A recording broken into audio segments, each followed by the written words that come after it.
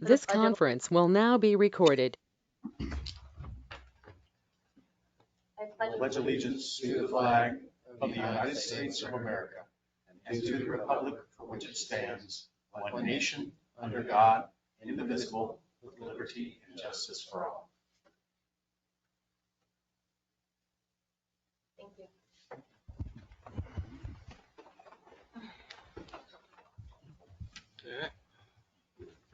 Item number 1 on the agenda is before we get started, if there's nothing to add to the agenda, then we'll move forward. Requests or comments from the public is item number 1 on the agenda. Being none, we'll move on to item number 2, the consent agenda items. If anyone has questions about those items or wants anything removed that you have specific questions about, let us know. Otherwise, I'll hear a motion to approve consent agenda items. Madam Mayor, make a motion to approve the consent agenda items as presented. Second. A motion and a second. Will the clerk please call roll? Scott? Yes. Adcox? Yes. Bishop? Yes. Malott? Yes. Shriver? Yes. Item 3, consider resolution 2023-07 authorizing the reimbursement of funds for professional services for design improvements and other related expenses for the 98th Street project, phase 2. Mayor, Zach Dan will be presenting on this item as he takes care of some items in the back there, some duties. Totally fine.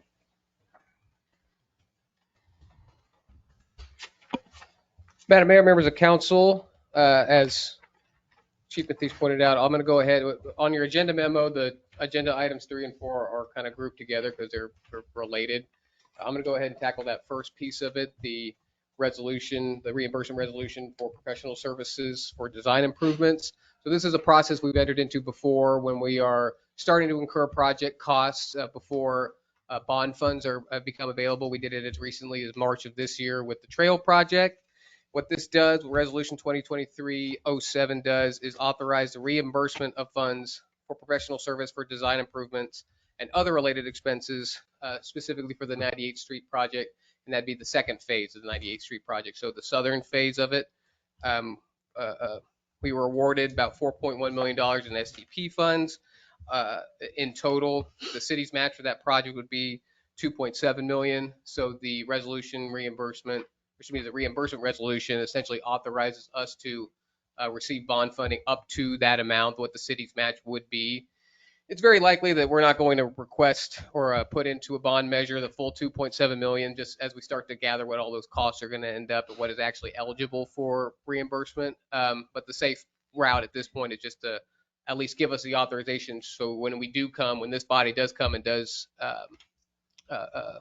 provide authorization to move forward with bonding, that we've got that full amount covered. Again, so what this does is give us the authorization to move forward and to start incurring those costs and paying at this point, our engineering partners for the design work for reimbursement of bond funds whenever those bonds are issued for the 98th Street project. So the action at this point for item number 3 would be to, staff recommendation would be to adopt Resolution 2023-07 authorizing the reimbursement of funds related to the second phase of the 98th Street project. I'll make that motion. What Mr. Daniels said. Second. We have a motion and a second. Will the clerk please call roll? Scott? Yes. Adcox? Yes. Bishop? Yes. Malott? Yes. Shriver? Yes. All right. Item number 4, consider authorizing the interim city manager to enter into a contract with DHC for professional services for design improvements for the 98th Street project, phase 2. I'm going to go and turn it over to CE, our Public Works Director, CE Goodall, for this portion of the project. We also have our engineering partner at BHC, Randy Gordon, is here as well to answer specific questions about this contract. But Mayor and Council, you have before you a contract for BHC for the design work. We're getting ready to let phase 1 in September. We should know our contractor for that probably by early December. So phase 2, we're ready to start the survey work and start getting things lined out so we can move forward on the design of that project. I do have Randy here with us from BHC. If you have any questions about the contract itself, please let me know. But staff would recommend moving forward. I think it's important that we kind of keep some consistency. BHC did do the work on phase 1. So trying to go with another option at this point would kind of muddy the water a little bit. But I think that it's important to keep that consistency. It probably keeps the project clean and smooth. So we would recommend approving the contract for BHC.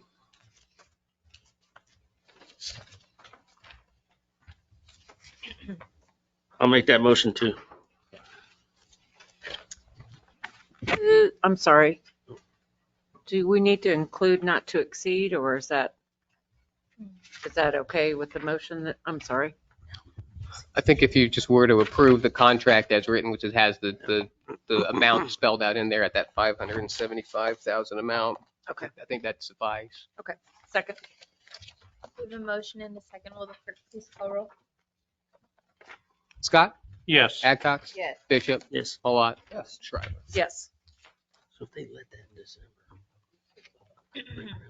Item 5, consider authorizing the acquisition of an ambulance for the Edwardsville Fire Department.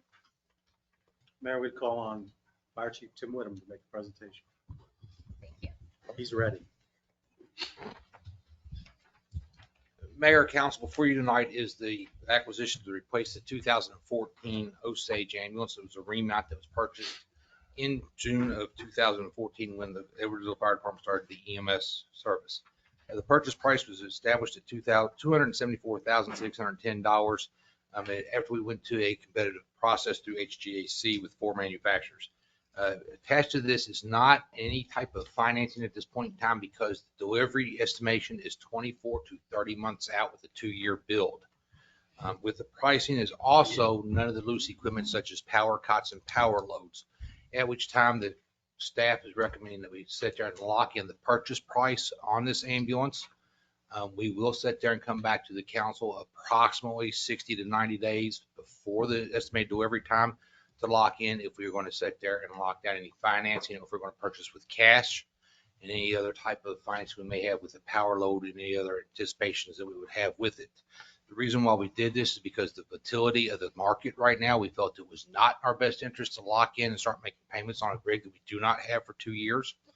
Also, we may have some trade-in items of existing power load cots and systems that we may have that will allow that establishment of whether we have a special vehicle replacement fund and not knowing the status on the special sales tax past 2024 is why there is no attachment of any type of finance with this. With the HGAC pricing, we sit there and come back with the best price of Road Rescue. They are a manufacturer out of Winter Park, Florida. They beat the existing builder of our current ambulance, which was even ARV.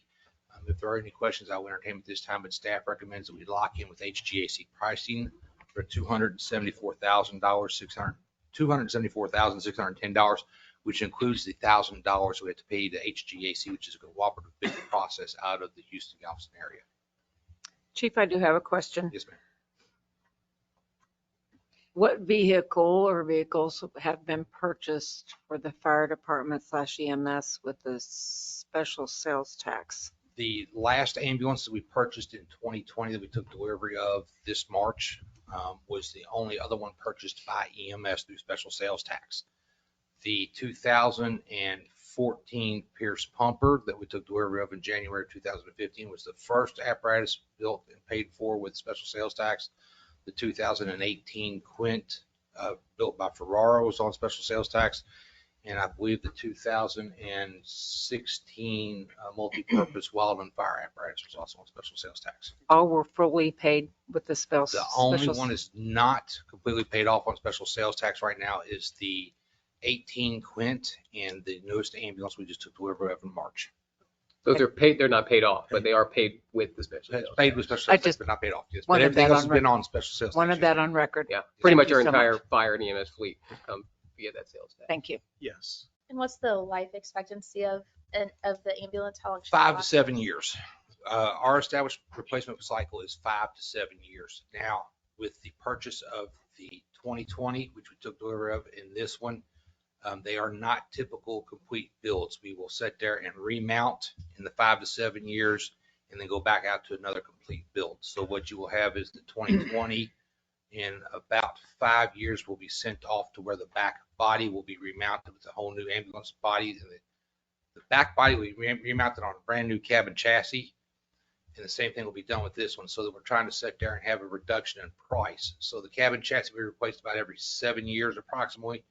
And then the body, barring no problems that we have corrosion or failures of the body, we're looking at getting about 14 years out of a body and replacing the cabin chassis between every 5 and 7. Thank you. Chief, what's the difference on this? This says Road Rescue Metro Medic. Is that a different? Just Road Rescue is a different manufacturer. Okay. There are 9 different major manufacturers. Our last one was manufactured by American Rescue Vehicles. Their price tag come in about $48,000 more for the exact same specification that this truck did. So when we sat there and looked at it, $48,000 is a lot of money, and my idea that I can save the city of Edwardsville that on the backside pays for the power load and cot when we go to finance later on. Yeah, thank you.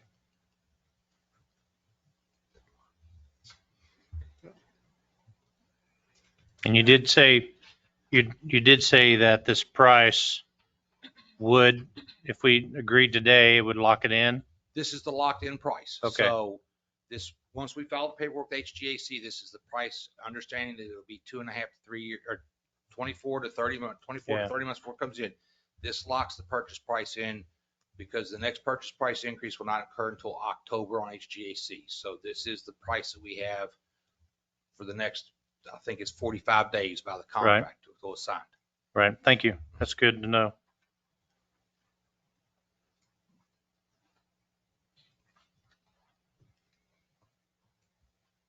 Madam Mayor, I'd like to make a motion to approve the acquisition of a road rescue Metro Medic ambulance, locked-in price of $274,610. Second. We have a motion and a second. Will the clerk please call roll? Scott, Yes. Adcox, Yes. Bishop, Yes. Malat, Yes. Strack. Yes. All right, moving on to item number 6. Your presentation regarding the Q2 budget review for 2023, and your staff presentation regarding the development of the 2024 annual budget. Madam Mayor, members of council, so I'm going to kind of power through 2 presentations. This last one, we typically would have given at the last meeting, but we ran out of time in that budget workshop that we held. But what this first presentation is going to be over is just our regular quarterly budget update, catching us up through the first 2 quarters of the year. I was hoping we'd get a little bit more data with the 2-week delay, so I can kind of wrap in some more of the July figures, but probably best to just, we'll wrap that in and we'll report on that probably at our next meeting.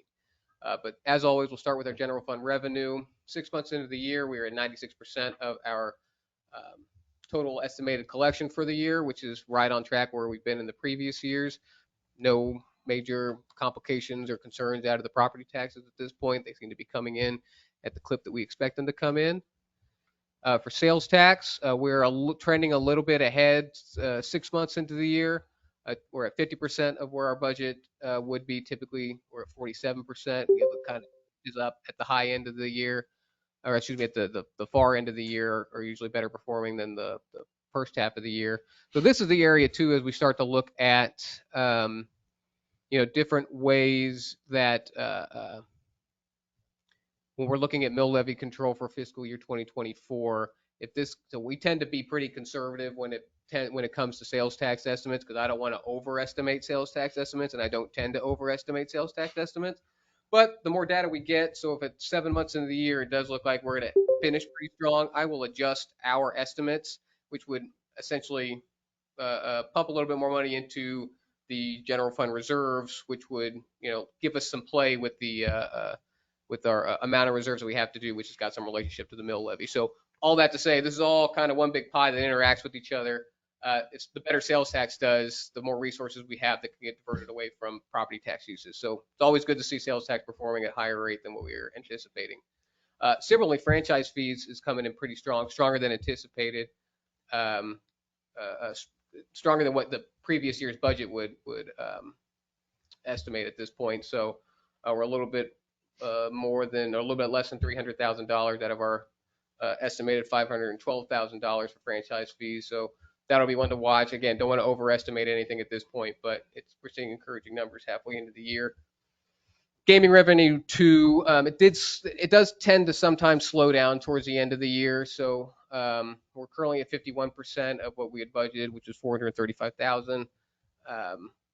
Usually we're at 48%. So we might, those numbers might tick up, or end of year estimates might tick up as we keep looking at those in the next couple meetings. But probably not too much. I don't want to overestimate those gaming revenue numbers. Court fines is another one, and we'll talk a little bit about it when we go into our next meeting, but got a lot of activity in court, continue to have a lot of activity in court. We're at 65% of what our adopted estimate would be, so we're likely going to blow through that estimate, which is good, but it isn't, that's not just, sales tax is kind of a passive thing where we just get sent the money from the county. There's a lot of work that goes into the collection of these court fines, from the police work involved to the court work involved to the clerking work involved. So that's, it's nice to have that department really chugging along at the clip that it is and get the kind of returns that it's got, but it does require resources internally to keep up, with that demand. And we've got some I don't say solutions, but some strategies that we'll talk about built into the fiscal year 2024 budget and beyond that'll hopefully, start to address some of the technological needs that we've got in there. Ambulance fees, this was kind of the same story last year, was really depressed, and then it caught up because of just the way Medicaid payments are kind of parsed out. That and the switch over to our new billing company kind of depressed the first quarter of collections. So it's lower than what it typically is, but that's looking back, in previous 5 years where we had different vendors at play. So at this point, I'm not overly concerned. I think we'll still hit the budget metric that we had set out at around 172,000. But it will be something, just to make sure that it's performing at where it needs to be at from a collection standpoint. Also, just some internally, just the reporting structure of all that, the accounting structure of all that is just getting tightened up. And so with that, I think we're seeing a little bit of a lag in the reportable revenue from that. Motor vehicle taxes, not really anything major to report there. We're a little bit behind where we typically are in the year, but this is another one where, we're given an estimate developed by some of our other third-party partners, and typically we hit those numbers. Even if we fall short, of the 154,000, I don't think it's going to be to any substantial degree. So it's coming in at a healthy clip. I'm not really concerned with it falling short at 4% at what it has been in the previous 5 years. General fund revenue in total, typically we're reporting at 67.3% collection of what we end up doing in our audited figures. We're a little bit ahead of that at 67.7, which is good. So we are kind of right in that margin of where we thought we would be. We've got some that are underperforming that we think are going to catch up, and we've got some that are overperforming that we're going to keep an eye on to make sure they don't plateau or start to dip. So from a general fund revenue standpoint, really things are coming in at the expected rates. They're coming at that macro level. Nothing really, but we think at the end of the year, when you combine all of our revenue sources, they're going to perform largely within the budgeted estimates that we had put forth through last year. So any questions on the revenue side of things? So for general fund expenses, this looks back to 2018, working on that average. We're usually at 49%, 49 to 50% of where we end up with at the end of the year. I think we were probably we had a lot of front-loaded costs, unbudgeted costs this year, things related to the property acquisition at the north of the railroad tracks was one that we'll eventually see reimbursement for kind of later on. But we did have some front-loaded costs that kind of inflated our numbers. It's only at 50% of budget right now, which is right where you want to be at 50% of the year. But if we back out some of those larger expenses, I think we'd be closer to that 47, 48%. So we're a little bit, under where we would typically be. A lot of that has to do probably with some of the staff vacancies that we've had at the first quarter of the year. So, and also, just our department heads doing a good job and being frugal and managing their budgets the way they need to be. So from an overall expenditure area, again, nothing really seems out of whack. We do have some front-loaded larger expenses that were unbudgeted that are bumping that percentage up. But again, it's not exceeding that 50% at halfway into the year. So not a whole lot of concern from my end. Nothing there. Grab my water. So general fund overall, from a revenue standpoint, we're at 4.7 million of our total $7.3 million budget. From an expenditure standpoint, we are under our revenues by about $1 million at $3.7 million in expenditures. And that's out of our $7.5 million overall. So that's kind of, the large snapshot of the general fund, how things are performing from a revenue and expenditure standpoint. Moving into the other funds, the revenue and expenses, our community investment fund, our debt fund, our revenue at this point is 982,000, just shy of that 1.3 million. So we'll hit that. That's just remaining essentially tax monies to come in. We have spent about 104,000 on those are our interest payments at the beginning of the year. Those are the rest of those payments, the principal and interest payments for those bonds come at the end of the year. So we'll hit that 88,000 or 888,000. Nothing really major to report out of the debt fund. We've got our scheduled bond payments that some are reflected, some hit in July, and then the rest will hit the end of the year. So again, that's what this fund is for, is to go towards our bond payments that go towards the investment that we made in infrastructure. I don't foresee any surprises coming out of the debt service fund. Special sales taxes, performing, I mean, it's pretty much in correlation with the general fund special sales taxing, where we're a little bit ahead where we thought we would be at this point in the year. And then our expenditures on the other side of things, we still have things like the portion of the special street project, the pulverized in place for Speaker and Second Street, that'll have some allocation likely out of the special sales tax. That'll hit the expenditure side. And then our regular lease payment, to Councilmember Shriver's point earlier about the lease payments that we budget out of the special sales tax for our fire and EMS fleet. Those will hit or have started to hit and may just not be reflected in that first 6 months. But sales tax are performing well. When sales tax perform well, special sales tax perform well. Special highway, that 230,000. So we are over and above our estimate for special highway. So this is gas taxes. And the reason that is that we're over and above that is two reasons. So $150,000 of that is from kind of unanticipated revenue into this fund. $50,000 of it is from the developers of the Groves, the Groves development on the north side of the north end of the city, specifically for sidewalk development for that project. So when I report later in our other presentation about estimated fund balances for this fund, it's going to be less that amount because we can't really do anything with it except for dedicate it towards those. It's money from the developer that they gave to us to hold for sidewalk installation for that development. We also have $100,000 of essentially, I mean, they're calling it sci-fi. It's not really sci-fi, but essentially a county distribution of $100,000 while the sci-fi distribution formula is getting kind of sussed out in their budget process for outgoing years, which I'll talk about when we get to that in the next presentation. But out of that 230,000, 150,000 is that kind of extra money that we got, and 50,000 of it is allocated towards a specific project. So we still have funds coming in just from the regular allocation from state and county highway funds. So we should hit that $203,000 revenue mark, but that's why it's overperforming 6 months into the year. We've not had any expenditures out of it. We've had, you all have authorized certain street improvements. I mentioned the pulverized in place for Second and Speaker. We still need to pay for those. And we've got a couple other projects, the culvert project on 102nd Street, some projects around Richland Avenue. Some of those projects, in total, we'll probably have a little bit more than $500,000 in street projects that we fund this year. But not all of them are going to get funded out of this fund. Some of them are eligible for bond funding that we've already got. We've already got bond funding for drainage improvements. So we won't see a $500,000 impact to the special highway fund, but we will have around that $500,000 mark in street projects around the city.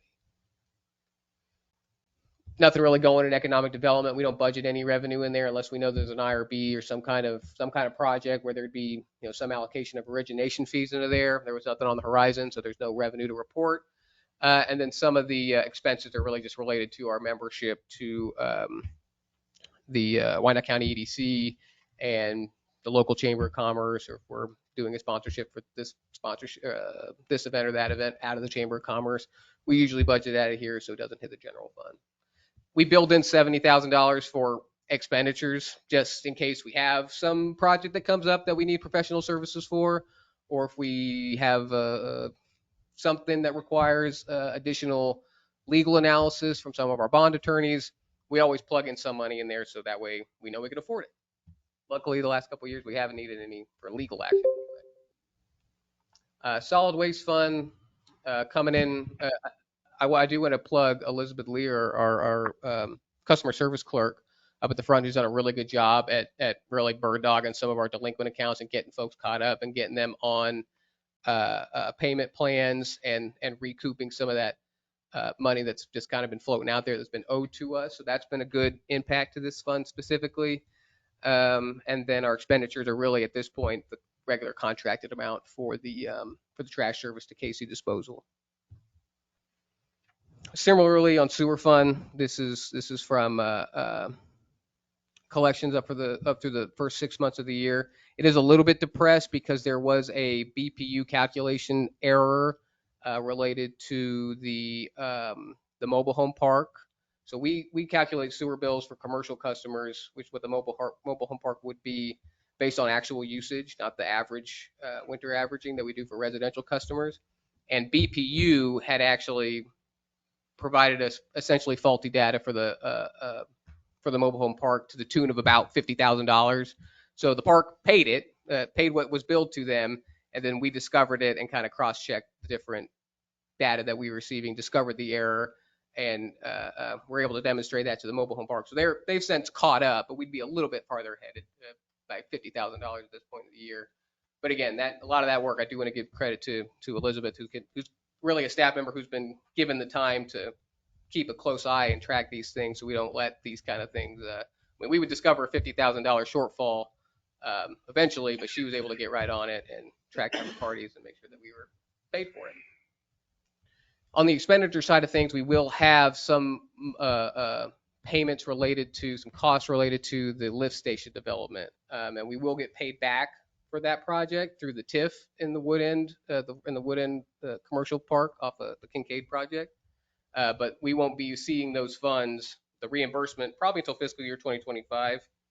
So those costs will be front loaded into the sewer fund.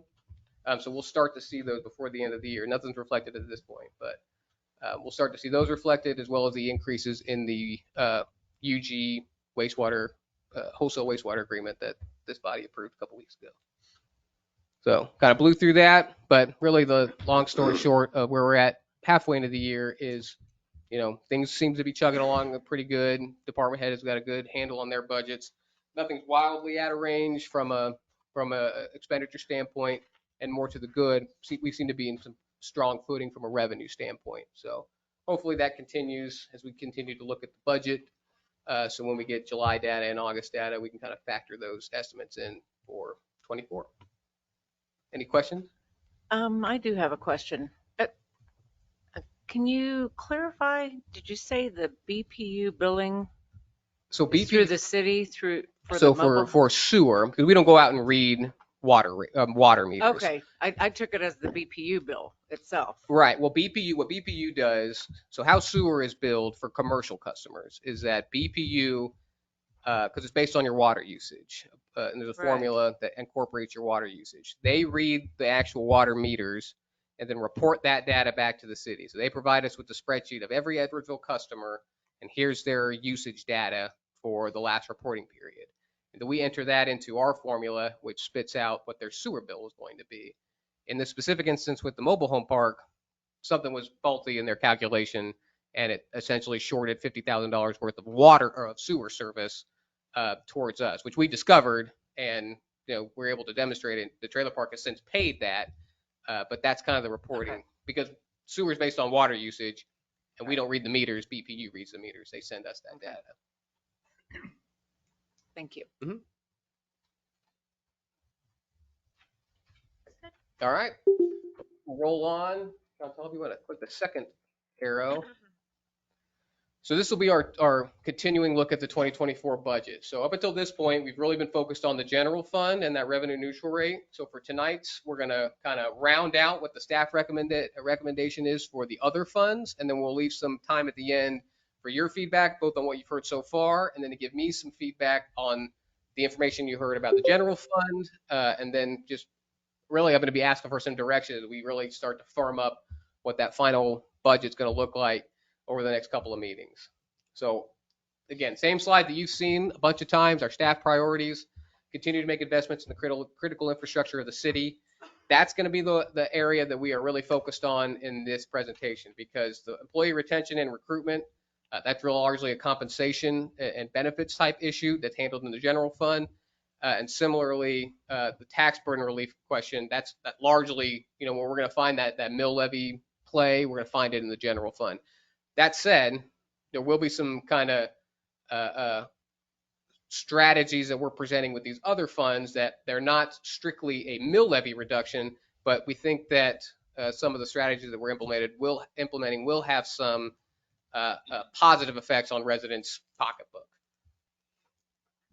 Again, we're going over to the non-general funds for next year. Debt service. So again, this is our community investment fund that we're for city infrastructure. What this assumes for 2024 is no change to that 10.4 mils. So what the table shows, and this table will repeat itself for the other funds, is our 2023 revenue against our 2023 expenditures, and then our 2024 revenue against our 2024 expenditures. And then it shows what our estimated cash balance is for that fund. And in the debt funds instance, we're estimating at a $1.2 million as the end of the year cash balance for the debt fund. Now, the reason that we want to keep that, and the reason we've not played around with the debt service mill levy, is in anticipation of some of these bonded projects that we've been talking about for facilities, or for 98th Street, or for parks, or all these different community investments that we're wanting to make. It's going to be hitting this debt service fund. So, next year, our principal and interest payments are largely exactly the same.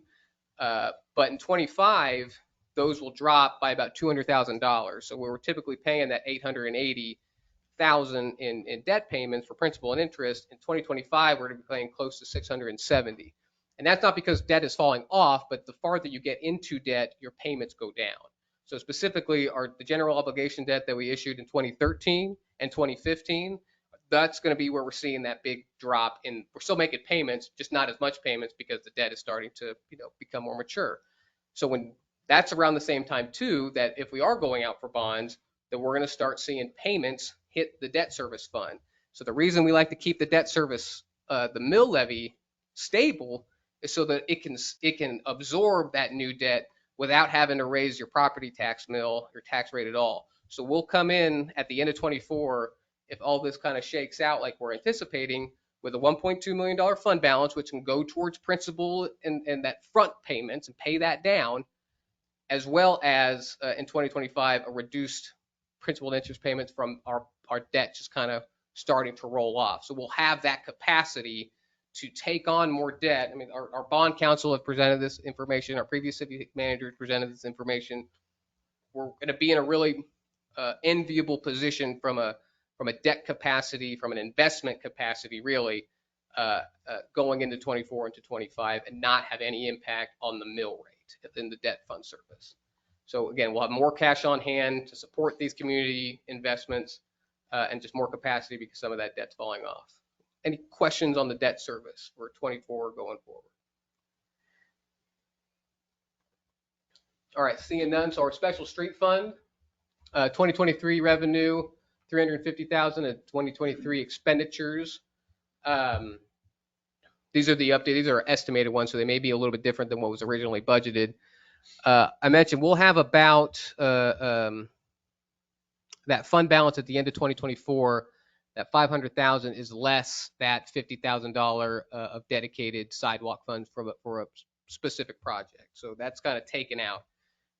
If everything goes forward in 2023 as planned, we'll have about $567,000 in street projects. So that would be $81,000 for the 102nd Street culvert, $102,000 for Speaker Road and 2nd Street, $225,000 for the initial phases of Richland, so the design work and the right-of-way work that would be necessary for it. $160,000 in some of the utility relocation and work for Kansas Avenue, and then 306. So out of that, that's our 576. But about 300,000 of that is going to be eligible for payment by existing bond funds. So because it's related to drainage and stormwater control, essentially. So we're only going to be spending about 182,000 out of this fund, but in total, we're going to have over $500,000 if all these projects get rolling before the end of the year in street projects of some kind. So I don't want people to think that we're short shifting the street projects because that expenditure level isn't that high. It's just that we're getting the money from other sources that we bonded out previously. That's what the money's there for. We've also, because for 2024, we've got a couple different areas that we start to look out for projects. Kansas Avenue reconstruction would probably still be looked at for the second phase of that. Same thing with Richland, if we can get through that first phase of the Richland portion. So that's what we're looking at, potentially for some of those 2024 expenditures. The revenue side of things, so it's 573,000, which is about $200,000 more than what it's been in the past. So what that assumes at this point is about $375,000 in county sci-fi contributions. So that money is not guaranteed because the county, it's going to be part of the county's larger, but they're going through the same budgeting process that we are. And part of that would be them to essentially authorize that's the reestablishment of the sci-fi funds to Bonner Springs and Edwardsville. And the formula that's been discussed has been essentially the mill equivalent, the equivalent of one mill divided up 50% to KCK, 25% to Edwardsville, and 25% to Bonner Springs. And what that kind of shakes out to is around that $375,000 that would come to Edwardsville, which is, that would be, we can get a lot done with an extra $375,000. So it's built into our revenue estimates at this point because we've gotten, I don't want to say assurances, but it's certainly on the table from the county, what they're doing at the county level. So I want it built in there really as kind of, if nothing else, as a reminder to what they told us that they would make good on us. So that's why that's built in there. None of our projects in 24 are really dependent on that money. If we get it, great. We can do some more good work with it. If we don't get it, then it's not like something regularly scheduled falls off. But at this point, I want it built into the budget as kind of this signpost to say, this is what we, based on the conversations that we've had with the county, and certain assurances have been offered to us that this is our level of expectation at this point for sci-fi money. Special sales taxes, you kind of see the expenditures broken out from the fire, streets, and parks, and then a total at the end in both 23 and 24. We talked about that ambulance purchase for the fire department. So what we've got, so right now for 2024, the fire department has identified some loose equipment needs, some station needs just for that's eligible for special sales tax dollars at around 130,000, in addition to the existing leases that we've got. On top of those, we're kind of just parking about $80,000 for additional vehicles. So that could be carving out some money that we could maybe shift to a vehicle replacement fund for future payment of the ambulance that was just authorized. Some other vehicle needs that are in there. So if we need to replace a vehicle in the fire department, that's built in there as well for at lease payments. So it's kind of a squishy number, but I think it's a number we can work with. And what it demonstrates is we've got that capacity to identify that money in the special sales tax fund for those vehicle needs for whenever we're ready to pull the trigger on them. So whether that's next year or the year after or whenever, we're ready to make some of those financing decisions. We've got that money we're not using it on other areas. We know we want it for vehicles. So that way 2 years come and we're ready to start financing options for an ambulance. We're not patting our wallets trying to find the money. We've kind of got it stashed away for that specific purpose. Similarly, on Parks and Rec, we've got $125,000 unallocated but placed in there. On the we've got some questions out about some of how the bonding would look for parks projects. But assuming that it's a route we can go down, we can use special sales tax dollars for bond payments, for debt payments related to parks. So if we have a park project included in some of our bond issuances, it's feasible that we can use sales tax dollars for at least a portion of maybe that upfront principal, which would drive down your overall amount that you took out, which got some effect on your interest rate and all that. So again, identifying a certain amount of money that can be used for these different areas that may not be strictly outlined, and we know exactly what they are and how much they are going to be. But I think we can $125,000 allocated out of the special sales tax fund for parks projects, in my opinion, is a little bit better use of that than allocating it out of some of our property tax supported funds. So solid waste. What this assumes right now, this is our trash bill. What this assumes is so in the contract that was allowed with Casey Disposal, they can request up to a 5% increase in their rates. We've kind of mapped out what that impact would be on resident rates going forward. So that assumes that they get that is in play. It also assumes a 10% delinquent rate, which is, like I said, Elizabeth's doing a good job getting those under control. We're probably trending closer to 7-8%, which is good. But again, just going to want to assume worst case scenario from a revenue standpoint. So we think we have our bases covered. That total revenue also incorporates an ARPA contribution. So we talked about some of these different ways that ARPA can be used to kind of provide some direct relief to residents. We think that in solid waste and sewers, that's a way that we can maybe do that. So let me walk you through how some of that works. So that top row, the current Edwardsville rates, right now we're at $21.25 a month for trash service. What we've estimated out, what we've reported on before when we've had these different conversations about the Casey Disposal contract, is I think we can estimate about $1 increase going forward. The contract ends at the end of 25, so we're being a little bit speculative for 26 and 27, but for the sake of mapping it out at least that long. Essentially, what the strategy would be to use those ARPA funds and flatten out those increases and kind of push them out 1 year, to where rather than a $1 increase in their monthly trash bill for an Edwardsville household, and every resident in town has got a trash bill, and so this is a targeted relief to residents and not a mill levy reduction, which would have a more outsized effect on our commercial properties. This is targeted to residents. They would see a 25-cent increase. So it would go from $21.25 to $21.50.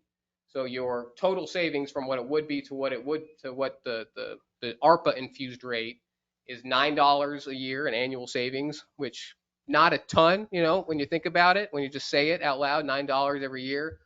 But if you remember that example that we had, that $265,000 house in the River Falls neighborhood, a $9 a year savings is the equivalent to a third of a mill reduction. So it's essential. So if I've got $265,000, a $265,000 house, and I'm paying trash in Edwardsville, if I'm saving $9 in my solid waste bill for the year, that's the same thing for me personally in my household as if the city would have reduced the mill levy by 0.31 mills. So we're still looking at, and I'll talk a little bit about it, some actual mill levy control strategies, but we're trying to layer on those kind of cost savings for the residents to where, if we're able to offer, let's say, I'm just going to throw out a half mil decrease in the general fund. So that combined with a 0.3 equivalent in savings in your trash bill, that almost gets us to that full mill right there for that kind of household. Zach, does that also help folks in the mobile home park, or is that just since they're with a different? They're with a different trash company, and their property tax structure is they're essentially renters of the mobile home park, right? Okay. Mm-hmm. So this is more for the Casey Disposal. The Casey Disposal customers, correct? So the total ARPA usage, were we to use it for this purpose, would be about $30,000, and equate to that about $9 a year savings for your trash customers in each year. So our sewer fund, again, we adopted, or I should say, we approved the new wastewater agreement with the county last a couple weeks ago. So what that has some built-in increases that are going to start being implemented in the middle of the summer this year. So we're going to start seeing those. We got a fund balance right now that we can stomach that and make up for it in rate adjustments in our regular timeline. So what we're looking at for next year would be for residential customers, a 3% increase in your base cost and a 2% increase in your variable cost. And then for commercial customers, a 5% increase in both. But similarly, we do have a strategy with using ARPA funds and really only this is a little bit harder to pinpoint because there's a lot of variability in sewer funds because it's based on your usage, and that's different from house to house. But our average usage level is 6. And so essentially for our sewer customers, we got about 660 sewer customers. If we were to infuse some ARPA money into this fund, into these, to some kind of rate control, what this chart shows is, that first column, that's what's being charged right now. The second column that says FY24, that's with the 2% and 3% adjustments to the base and variable rate. And then that third column, fiscal year 24 with ARPA, essentially what we would do is hold that base rate flat from 23. So the base rate wouldn't go up. You'd still see that variable rate go up because we don't want to press rates so much to where the ARPA revenues goes away that we have to catch up all at once and have some kind of, sticker shock. But what this does is let us ease into those increases for the residents. So it's kind of, the impact is a little bit more flattened and spread out. Total ARPA usage, again, a little bit harder to estimate, but around $15,000, I think, if we were to do it to the life of ARPA. Zach, are you able to mute the online listener? Sorry, Zach, we're just getting some feedback and open lines there. Mid-speech technical adjustment.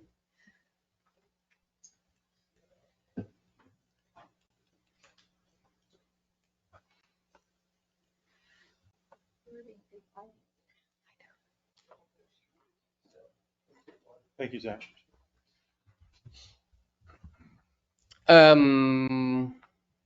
So for your average user of water, so it's a level of sewer usage of 6, you'd save about $9 a month, which again is going to equate to if you're average water user at 6, sewer level 6, and you live in a house that's around the average home value in Edwardsville, and this were to be implemented, that's an additional about a little more than a $0.25 reduction, the equivalent of a $0.25 reduction that you're feeling in your utility bills that you're paying versus the property taxes that you're paying. So again, just trying to layer that on. And this strategy isn't, I'm going to take your direction as far as what strategies we want to implement, but it doesn't depend on the solid waste one. We could do one, we could do two, we could do both, we could do neither. But just kind of we just wanted to show some of the uses of ARPA, more creative uses of ARPA that really goes directly towards lightening the load on some of our residents' utility bill. Another good thing about these strategies is we can build, pretty easily in our billing a line item where every 2 months when folks get their bills, they can see that rebate or that saving that's being offered on the bill, and we can title it, city savings, ARPA savings, whatever. So they can see that, they can attach a monetary value to it with all of their bills for as long as they're effective for. Do you know how many residents we have that are not on sewer, so that it wouldn't be helpful to them? We've got about 660 sewer customers, residential sewer customers. So that's about 60% of our trash customers. So a little bit more than half. So it's not we got about 1,100 trash customers, and of those, 660 are sewer customers. So it's not the most equitable application because you're right, it would only apply to those sewer customers. But to that same point, someone on septic isn't paying for, we don't want to give a septic customer an additional savings for a service that they're not paying for at the front end if we were to go down offering some. kind of sewer savings that would be offered to our sewer customers. Any other questions? Oh, no, I need to switch back. Need to put more bugs in your system. Okay. Special events. This is really just the fund that funds Autumn Fest and some of our year-end kind of holiday-themed events. The only impact from it to the general fund here is a $6,000 transfer that we make every year. So we budget the revenue at a little more than $23,000. Everything other than that $6,000 is made up from private sponsorships. So that's kind of what we're engaged in right now, is seeking out those sponsorships by our partners to help fund that event. So that's a pretty easy one. Technology, this we'll need to get down and kind of get a little bit more granular on for fiscal year 2023, but you'll see that big $125,000 expenditure. If you remember, that was the server upgrades that we had done earlier in the year and kind of lumped in with our regular professional services that we have through Net Standard. But the server upgrades are being paid for almost entirely from the remaining CARES Act dollars that were out there. So it's essentially a flat, a one-for-one in and out, in the scheme of things, not a big impact because it's being paid for by funds that are already there. But we just kind of need to carve up exactly. We have regular bills from Net Standard, and we've done a pretty good job at this point of quartering them off as far as which is related to server, which is related to fire department tech needs, which is related to just general maintenance that we need.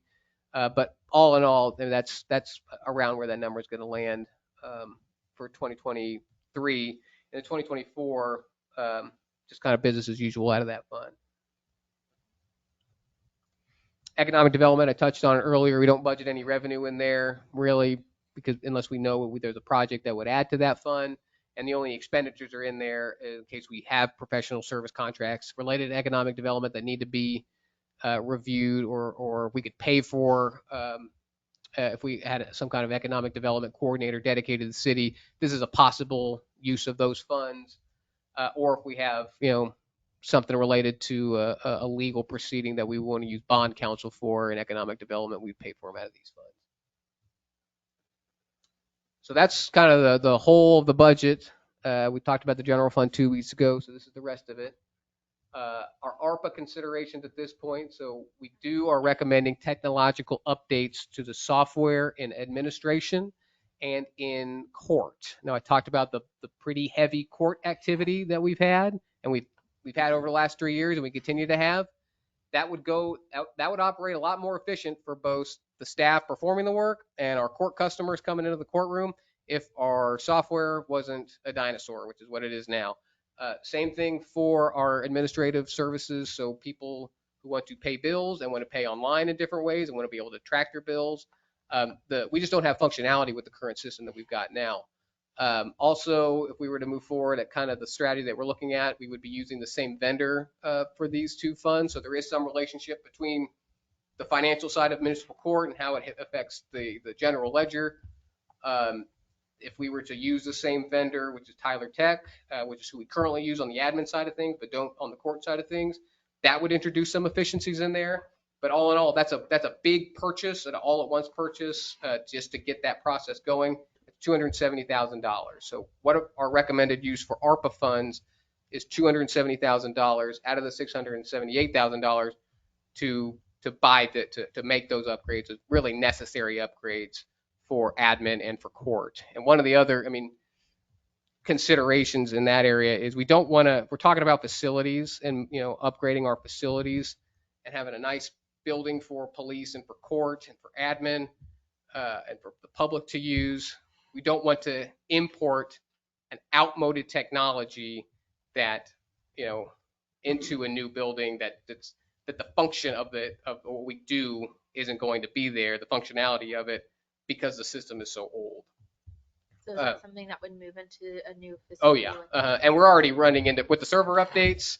Chief could talk a little bit more on the technical side of things, but when the server gets worked on, that's got a relationship to our Tyler Tech our fund balance software. So Wednesday, for example, that's just going to be offline for an indeterminate amount of time. So we're not going to be able to take payments for utility bills or for building permits for don't know, 2 hours maybe on Wednesday because some work is going to be needed to bring that administrative software function back up to snuff so it essentially talks to the also necessary server upgrades that we needed to get. So it can't keep up. It's old. It's been old for a while. Now we've got a pot of money that we could pay for it without affecting property taxes, and that's kind of the staff recommendation at this point. It would be to put that money towards that. Zach, what's the approximate lifespan of this upgrade of this software? I just mean, we've approximate. used the current one for as long as I've been here and longer than that. So, and 25+ years of things been in the- yeah, I would say at least, if you're knocking on 15 years probably Okay. before it becomes, if you're riding it till the wheels fall off like we've done this one, then you could probably do it for another 25. 15 years. Yeah. Uh-huh. Okay, thank And you. just a quick question about the court system. And I know our courts are very, very crowded. And Mhm. when we were discussing facilities, part of the discussion was we have so many people crammed in there, and couldn't we do an upgrade similar to like the DMV where you do an online check-in or something that Mhm. texts you? Would something like that, just because we don't want to have a system and then potentially update it again really soon, is that something that this would be capable of? Yeah, so we've had conversations with Tyler Tech specifically about some of that outreach to kind of cut back on that kind of backlog and choke points in the courtroom to where somebody would have a little bit more. We could pre-schedule in if we can have it gives us a mechanism to get people's phone numbers so we can send them a text and say, hey, you're up, or here's your court date, don't forget to miss it, that kind of thing. So I think it would definitely, in addition to a value add internally for the admin staff performing that work, it introduces all these new efficiencies to the actual court docket and is a service provided to the court customers and helps them essentially stay up to date with that kind of stuff. I seem to remember you saying, somebody stating that a lot of people come to court where they don't really have to. They can pay online. Is that Yeah, still happening, or is that? Yeah, and they can still pay, and this will kind of increase that functionality some. I mean, you can pay online now, but Somehow help that situation? I would say that, number one, there's a fee. If you pay online, there's going to be a fee because they have to make money. We have to collect the fees and all that stuff. In the sense that there may be a language barrier. That's one piece of it. Simply people just believe that they have to come to court, and it may be an opportunity to present to the prosecutor and or the judge, maybe for some relief, that sort of thing, or get a postponement, maybe a payment plan, those kinds of things. So some of it is driven by the individual's preference to, I don't want to use a debit card, I have cash. That's one thing. And they don't think about coming with cash, for example, to the window, prior to that court date because they see it as a hard and fast court date. I think one of the number of factors is we do have some language barrier. I'm required to appear. That's what I know. I come, and then I get some guidance when you're in the courtroom. So, yeah. But I think one piece of this, I do all technology purchases through a scorecard system. I want to evaluate against each other. In this case, we kind of have an idea because we already work with the vendor in 2 cases, 3 cases. And so we kind of know what to expect and what they're offering, right? The current product is by that vendor, and this would just be an advanced version of it. But what these things will do is talk to each other. Right now, you go to court, you make a payment. It's almost a hard copy, a laborsome process, right? Does it talk across just the hallway right over here to that system and say, hey, we've downloaded this payment, this has been processed. So there's real-time activity. Department heads, for example, when you see the budget progress, that's when we see it, right, as a department head. So these are antiquated, outmoded things. And as you see, the price tag, they're very expensive. So this seeded money is, I think it's perfect for this use. And when Zach and I spoke about how do we infuse the ARPA funds and have the best outcome. So it was 3-pronged. How does it serve at the betterment of the citizens, right? A service that we can provide, and we do it better, and they come out with something as well, something tangible. So then what about the governing body? When they're making decisions, then you can speak to, well, this is how we improved a service, right? Using this money that benefits the citizens. And what about the employees, our organization overall, the efficiency and effectiveness? As you just heard, this really fits those 3 prongs that as a priority, we're evaluating this system as it's going to talk to each other. It's going to be advanced. It's going to be long lasting. We know the vendors, we kind of know what to expect, and the citizens will benefit. And when all that, then you have a message that you can send out there and say, this is what we did, and it was good. It wasn't just a simple infusion of paying people more or doing something else with it. So I think the utility portion of that does some of that. The only concern there, and you might have that question as well, is what about these potential spikes? And I think we've given you a plan that kind of keeps that to a minimum as we go forward. So what we're looking at right now that the staff is recommending for ARPA funds is that $270,000 for those technological updates, that $45,000 for the ARPA utility relief piece of it. And so out of the $678,000 we were awarded, that leaves us a balance of $409,000. So still a good chunk of money that we can get creative with. We've got, for the next 2 weeks, what I'm going to be looking at is different ways we can infuse those ARPA funds into current year operations to reduce the burden on the general fund, to introduce some possible mill levy playing around with. So that'll be part of our as we continue to look at. You've got the staff recommended budget as far as what we think we need from a staffing perspective, from a compensation perspective, and from just general operations perspective. So at this point, what we're being tasked with is to kind of take in all these resources that might be available to us and be as creative as we can in ways that we can reduce that property tax burden for the residents. So that's what we're going to be playing around with for that $409,000 for next year specifically. Probably not that full $409,000 because there are some other projects, larger projects. If we want to talk about sidewalks in certain parts of the city, that could go towards some of those initial those soft costs related to design and right of way and things like that. So we had $678,000 awarded. What staff has identified at this point is about that 270 and that 45,000, leaving us with a balance of 409,000 to continue to see what we can do for strategies for these different areas. So that's what we're looking at for ARPA. So any questions, comments on ARPA funds at this point? Yes, Zach, remind me, is the ARPA fund just the dollars that we have now? Mhm. I mean, is that a given every year or? No, that is money that the federal government awarded municipalities as part of the COVID release that we have to have spent by the end of 2026. Oh yeah, I can do it tonight if you'd like me to. And just to that point, I think because it's a one-time, what I would really like to see is something that is really long-lasting for our community that our residents can look back on and still see. I think we're getting really creative and it's really great to think of how can we reduce expenses, but in 2 years, 3 years, that'll be gone. And so if we can look at things that are tangible, that in 5 years and 10 years are still here for our residents to be using and accessing with those ARPA funds, that could kind of build into the residents and quality of life. I think that would be wonderful. You touched on sidewalks. I know that there's some concerns regarding kids getting to school in a safe Yeah. manner.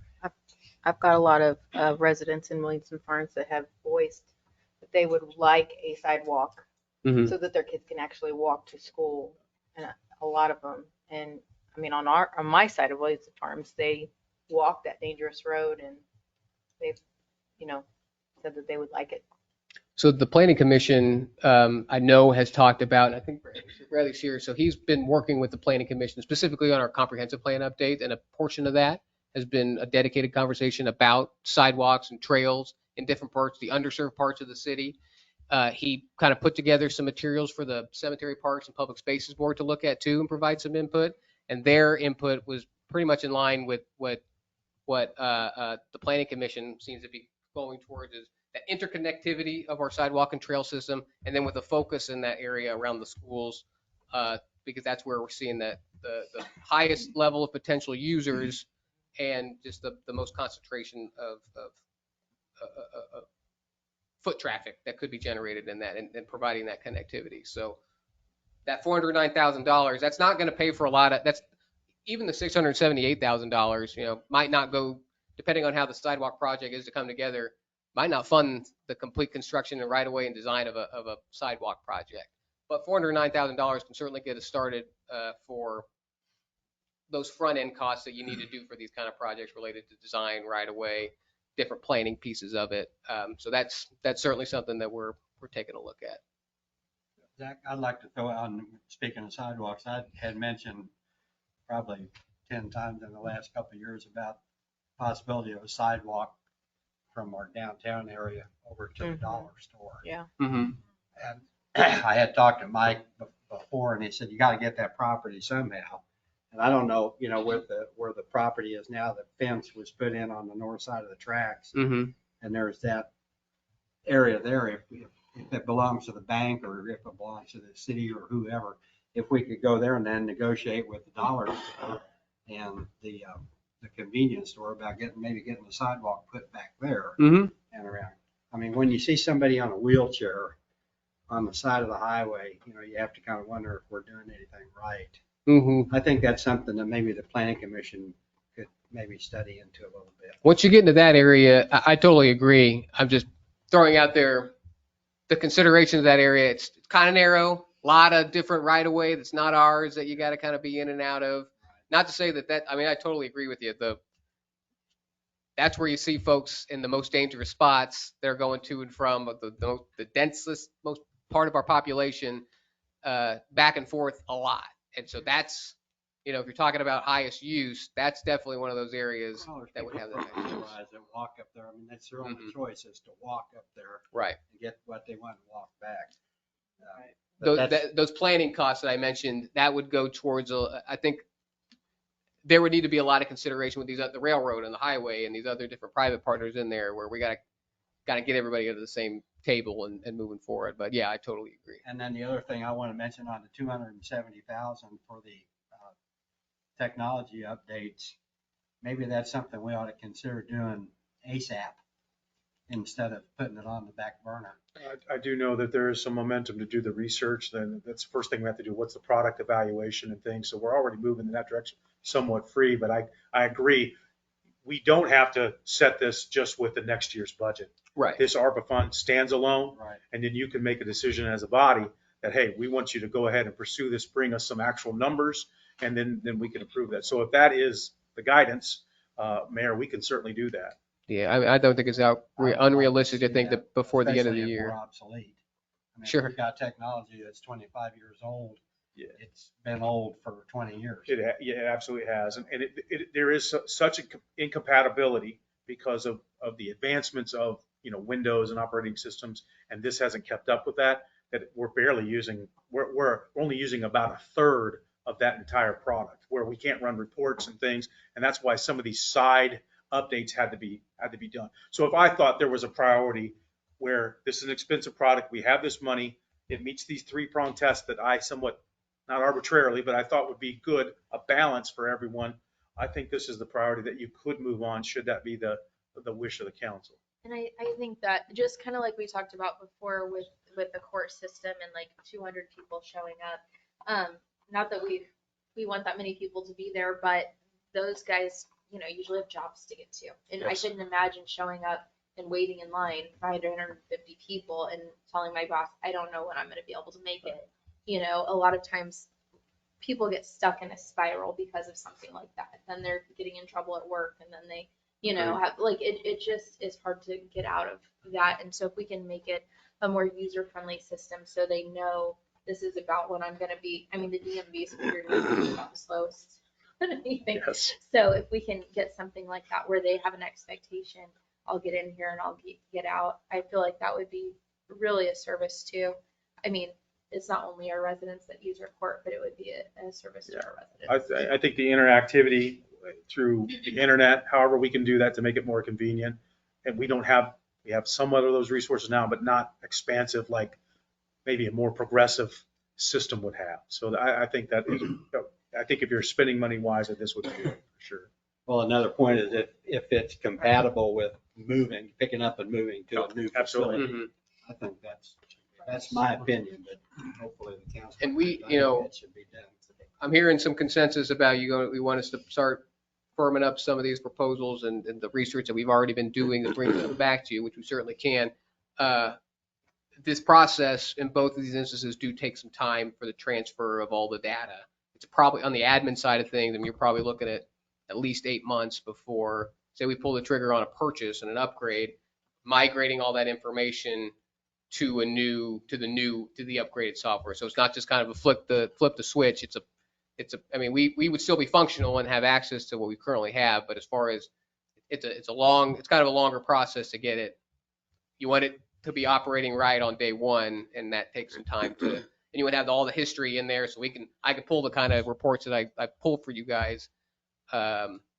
Just takes a little bit of time to move all that data from one place to the other. And if we're talking about ARPA specifically, I know that's not specific to the 2024 budget, but while we're looking at, when we were talking about the Groves sidewalks and $50,000 would fund their sidewalks, it seems like we could go a decent way with ARPA funds toward like the sidewalk near Williamson Farms to get the kids to school, or maybe if we can work with the county, like Councilman Millat had talked about along the fence line on getting some of that, maybe we could have a proposal and how far we could get those sidewalks and trail expansions to go to benefit the community. Mm-hmm. Yeah, so like, I think Zach alluded to some of those soft costs, looking at getting us some real data.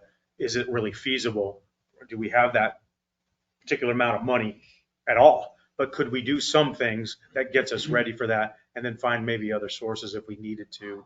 So what I'm hearing is that maybe we could explore these two options. They're very tangible. They meet the three-prong thing, test that I like. Tangible, citizens can use it, benefits a number of them. Anybody in this town, and even if you're a visitor, you can use those sidewalks, right? So I think that's a good, good benchmark that we have there. And so what we can do is go out and start on those soft costs and give us an idea of what these things, engineering and all the design, and do we have to acquire right-of-ways? Do we have to do these things? Do we have to think, some easements, right? And what are the obstacles, and maybe who owns them, and how do we remove them, kind of thing. So if that's what I'm hearing, we can certainly get started on that, because again, it's not really tied to this 2024 budget, but it sounds like we have some priorities to spend that. And these take time, as Zach mentioned, 8-9 months. Well, sidewalks could take, and we have to spend this by 2026. So really, the sooner the jump start we get, I think it's much beneficial. We've been talking about upgrading the computer system for years. Mm-hmm. Now we got the money, just go do it. Yes, sir. I mean, we have been talking about it for years. I agree. Even when I was on the planning and zoning board, we couldn't get, what was it? Whoever's doing the permits back then couldn't talk to somebody else because then they had to walk down the hall. I'm like, come on, this is a no-brainer.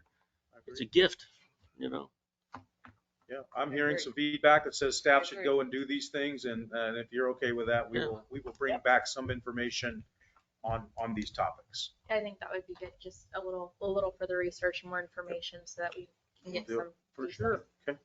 Thank you. So budget calendar at this point, we've got at most 3 more meetings before we're at budget adoption. So next month, the first meeting next month, we'll kind of have our final presentation incorporating the big picture stuff you heard tonight, some of the general fund, which might be amended from the last time you heard from it, because we'll have another month worth of revenue data and expenditure data to input into it. It's possible, depending on what I will probably have ready to go on that August 14th date, is a resolution that would call for a public hearing for the adoption of the budget. So it's feasible that we could have that. We have the R&R the public hearing scheduled for the 28th.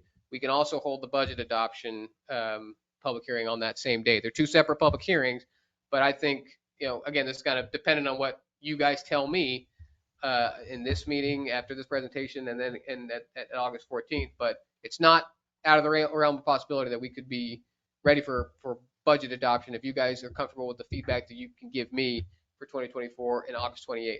If not, September 11th, the first meeting in September has kind of always been our target date. But if we're ready, we're ready. So at this point, I should say, you've got the general fund, the big picture general fund, and the staff priorities that we've talked about there. You've got the other funds. We kind of ran out of time the last meeting to get too much input, but I mean, where's the group's head at as far as over the next 3 weeks, where it's department heads are firming up their presentations, their needs? What are you wanting to see addressed? What are your needs that you want to see at least have some level of consideration in what the staff bring back? thinking back on the 2 weeks ago in that workshop, and this is just kind of to reiterate like where we were and where we left off there, is we've had a pretty extreme assessment increase for our residents, and just trying to work toward reducing tax hike, I think would be really important. The presentation, I think, had the average household increase at about $225 a year just for the city. And so if we can offset that a little bit, if I remember right, we had about a 6% salary increase built in, 3% COLA, 3%, and then an approximately 10% increase in our full-time staffing, which compared to municipalities, I feel like is probably quite a big jump. And so just if we're doing that much in-house, I really want to try to see what we can do for the residents in the community and giving some tax relief there. I think we can,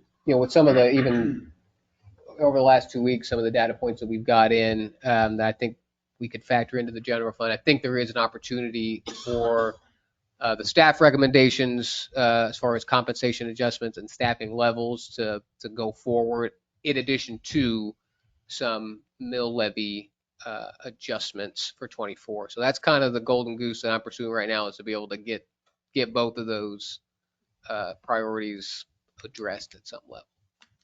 We've had discussions about that particular budget and that offering, and we want to give you some options, which does address a mill levy change, a decrease specifically, as well as trying to capture those needs that we presented from each of the departments. And so I think our intention, the 14th, is to bring those hard documents for you, and there may be a choices of A, B, and C. We intend to do that. So you just can see it in front of you. I think this opportunity is certainly to give us some guidance, if that's okay, or if you have something outside of that that you would really like to see, we're ready to bring it to you. For me, I think I'd be concerned with any kind of mill levy major decreases if it affected COLA increases for our staff. I think me personally, I think it's important. I think it's just important to carry on and try to enhance the COLA as much as we can.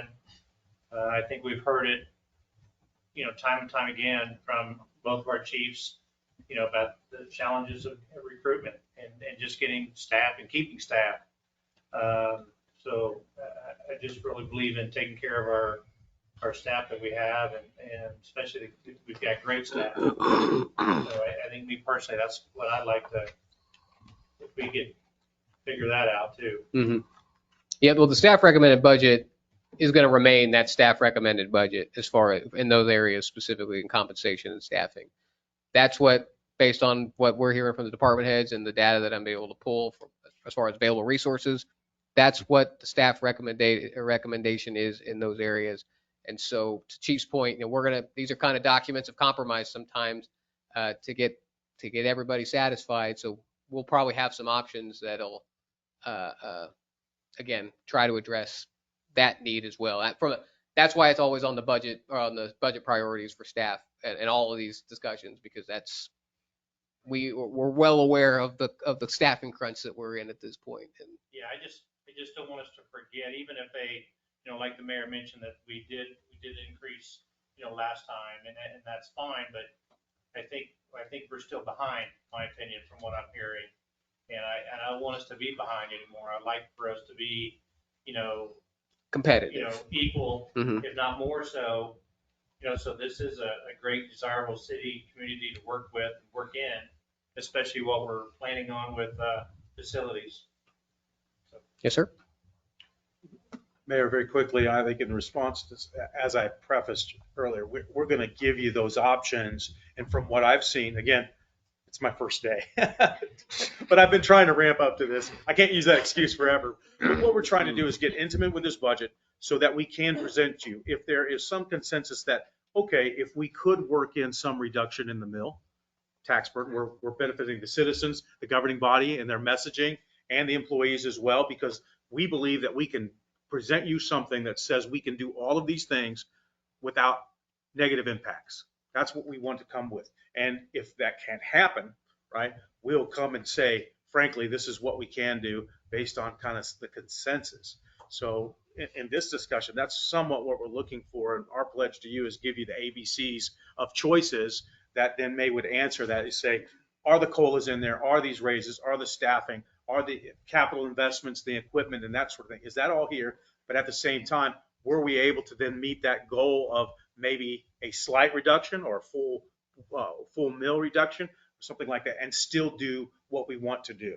And these are exactly the kind of feedback that the mayor gave me regarding property tax relief, and Commissioner Scott, or Councilmember Scott gave me related to taking care of the folks. These are the big picture items that we can kind of work within, and have some apply our individual departmental expertise to try and deliver on those kind of directives from you. So thank you. Okay, thank you, Zach. All right. Excellent. Good job, Zach. Thank you. All right, moving on to item number 7, city manager report. Okay. Listen loudly. Speedy there. I made them. I'm sorry. Ran them up. I don't know if we want to wait or should I just proceed, ma'am? Okay, yeah, excellent. Let's start with some housekeeping. I mentioned it might be my first day, but we've been spending the last 10 days kind of in a ramp up, a number of meetings and discussions, and a number of papers that just keep somehow piling on the desk. They just magically appear, but wading through all of that. But the first housekeeping piece was I want to introduce to you personally, if you haven't met her, Chantal Frierson, our city clerk. And with us is Captain Short, if you haven't met him, the assistant chief of the police department, kind of new forward-facing folks. And what this is all about in the sense of Captain Short's going to be taking on the ultimate role of operations and administration of the police department, just to relieve me of that stuff so I don't have to mess with that, because there's enough to do. It's like, forgive the quote, fire chief, but it's drinking from a fire hose kind of thing. So, but I think we're going to get a real good handle on it. You have seen in the last 45 plus minutes, the assistant city manager do what exactly he should be doing. And that is being our finance director. That's where that assistant city manager position should be founded on. It's really about professional alignment in the sense that this job should have been recreated to that. He's been doing it forever, quite frankly, and you've seen it every year and several times a year. So as we look and evaluate these types of positions, statutorily you need a city clerk. It's required, and thus, as you see the job, we need this position to really focus on these highly complex administrative tasks. That's what we need. But when you get so divided, because he's really good at it, you saw it, you hear him, he does a really great job. And so what happens and it's just natural. We give the fastest racehorse, right, the most races. And so what we've been doing is just tasking and tasking and tasking. He may not want to admit it, but we've seen some things where we're just not ready for any transitions at all. We don't have people who can multitask in those jobs and have been introduced to them. So it really interrupts our continuity of service, meaning that in any kind of absence, vacation, short-term disability, parental leave, whatever it might be, there's not that other person that can step up and say, I know where the data is at, I know how to present it, I know how to take the money, I know how to do these things that are in this office. And this, we haven't had the opportunity to even share those duties because it's right on to the next thing. It's budget season, it's this and it's that. So just an initial evaluation, we had to do something about it. And so Mike Webb said, hey, can I go ahead and take care of this? I said, absolutely, please do it. And he wanted to write the memo and present that to you. And I thought, that's great. We just needed to get that accomplished. And we do it. And that's one less burden that we have on this particular position, that should it be vacant for any reason, we have the statutory compliance, number one. And you saw this position doing the work that it needs to be doing. And so you think, well, I'm confused because I met Medhat. He's our accounting manager. It's a little different than the finance stuff. What the finance director is doing is exactly what he presented. He's mining the data, because MedHat, our accountant manager, is getting the books in line, penny for penny. And he's saying, this is exactly where the money comes from and how it's moved and that's thing and how the bills get paid. The finance director, then is taking that data, mining it, putting it in the presentation form and doing the analysis. Okay. So that your city manager isn't doing that because they have so many other duties to do as well, but they're apprised of it. We get the same data wherever to converse about it and that sort of thing and make some goal, strategic decision. So that's what's happening in that particular position. And it structurally aligns pay with the professional tasks that it's assigned. Does that make sense? Okay. So those are the kind of the initial things that we're doing. Housekeeping again. Chantal is learning, so we're going to be patient. We promise. She's already kept me in line at the office already today, so she's giving me the tour and the business here and there. So appreciate her. Excellent background, and we've just been really happy. Quick history: the payroll is a mess, and that's a fact. And Chantal stood up, stepped up and said, "I can do this." Had some experience in other markets. And fix the payroll and is learning every day still because it's so complex. But our payroll is solid, and we can say that for sure. And there was a time we couldn't do that. So I just really appreciate that. So thank you. Let's see. Now I'm going to move into, you have the project manager report. That's at the end of your presentation there or your packet. The whole intention there is to apprise you of all of these projects. So we're not belaboring that, well, what about the silent crossing and what about that? It's not that we're not open to support, but you're getting that in advance so that you could seek us out in advance if you wanted, email, text, call, whatever you want to do. We can answer those questions even in more depth. And what will happen is when a status update occurs, you will see a color change on those particular projects. And when it's not there anymore, it's fallen off. It's concluded, right? So that's kind of our intention. It's part of the communication strategy in that we have lots of goings on, and we want to keep you apprised of what we're doing, how we're doing it, and the progress of these things. So hopefully that will satisfy you for the duration of those couple of weeks when you don't have these updates. So, okay, excellent. Just more things. If you happen to just email Mike Webb at the city, that comes to my email address now, and I've got all of those things kind of squared away. So I'm trying to not to miss any emails that might come from vendors or contractors or whatever might be sending them that way. So thank you.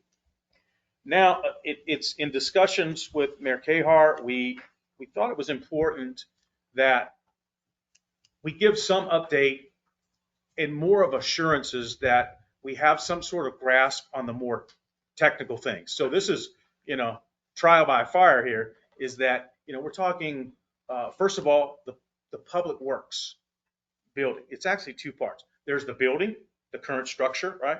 And then there's this land acquisition, okay? So the land acquisition is tied to already bonded funds, 400,000 plus. It's in a bond. When you bond funds, you give it a specific purpose, a reason. So we've said that we're going to have this $400,000 to purchase land, to acquire land, and then that other sub-purpose is to erect some sort of public works facility on that property. So in discussions, and just a quick briefing because I wasn't involved in that, but it was appropriate to brief from your session that there was other discussions in addition to some proposal of land acquisition that's kind of been in the works. There's been a lot of momentum with it, but there may be room and maybe some necessity to look at other alternatives. Okay, and I'm just right now speaking about the land acquisition because again, our 400,000 plus is designated for that purpose. So there may be other options. We don't know how viable they are because we've not explored them to the degree that maybe we need to. But that's not up to us. That's really up to this body to kind of give us some direction on that particular piece. And I know from the briefing there were strategic, hey, could we check these things out? That's okay.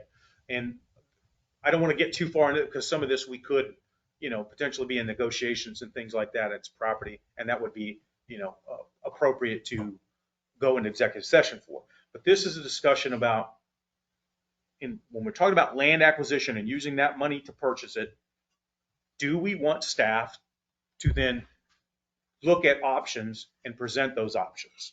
Okay. The next piece of it is, what about the current building? Okay. Kind of always been a point of discussion since the day it was probably built. I know I've been here all this time, and it's always referred to the North Station and that sort of thing, but we're using it for a public works facility. Now, again, if we want to consider expanding, remodeling, redesigning it in some way to use for this current purpose, we have to decide, well, number one, there's no land to acquire, we already own, right? So this money, this $400,000 in this bond, what do we do? Is there a mechanism legally to change the purpose of this bond money? And there very well may be. I can't answer that. We would have to explore with our legal counsel to get us an opinion on that. Again, right, that would be something you would probably need to direct me to do. We're going to spend money, we're going to engage, but it may be possible. So, but is that the right spot? That's another question to answer. And does it have the land capacity to really do something with that building beyond what it already is? Now, what about our constituent? We're talking about our citizens. Is that really something, even if we improve it, do they really want it there, right? And that's something for you folks to at least survey, the constituents up there, the residents. And so that's really the two-part discussion. It's more about, what would you like us to do? How would you send us out to do the work, and where to put our efforts?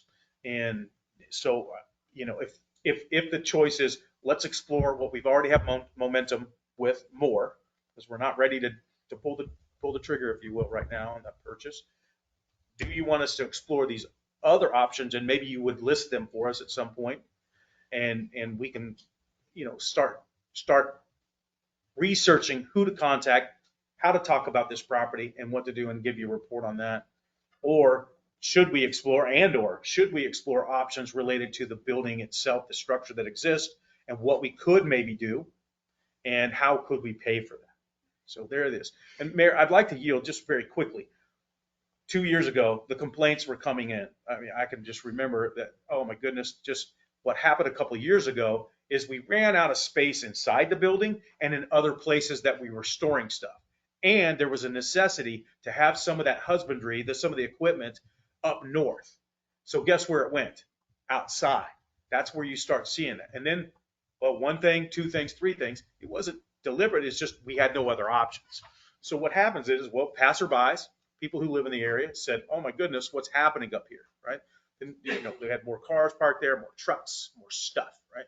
And so we started getting those complaints. And it was something that registered me right away. So, well, aesthetically, what can we do? Because I'm all about environmental designs. If this was a criminal type, aspect, I would go and say, okay, what is the environment contributing to this potential criminal activity, right? So environmental designs. So I said, well, wait a minute. What about some privacy fencing? What about some aesthetic changes that might be pleasing? Because we really didn't have a public works facility in mind right then. And even if we did, it does take some months, maybe years, and so that would exist there, and maybe it's worth the investment.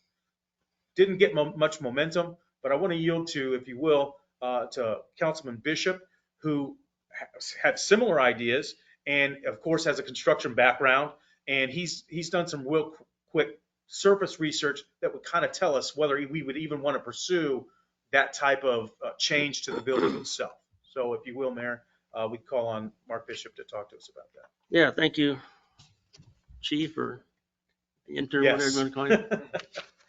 I did some research on the building itself and the land that it sits on.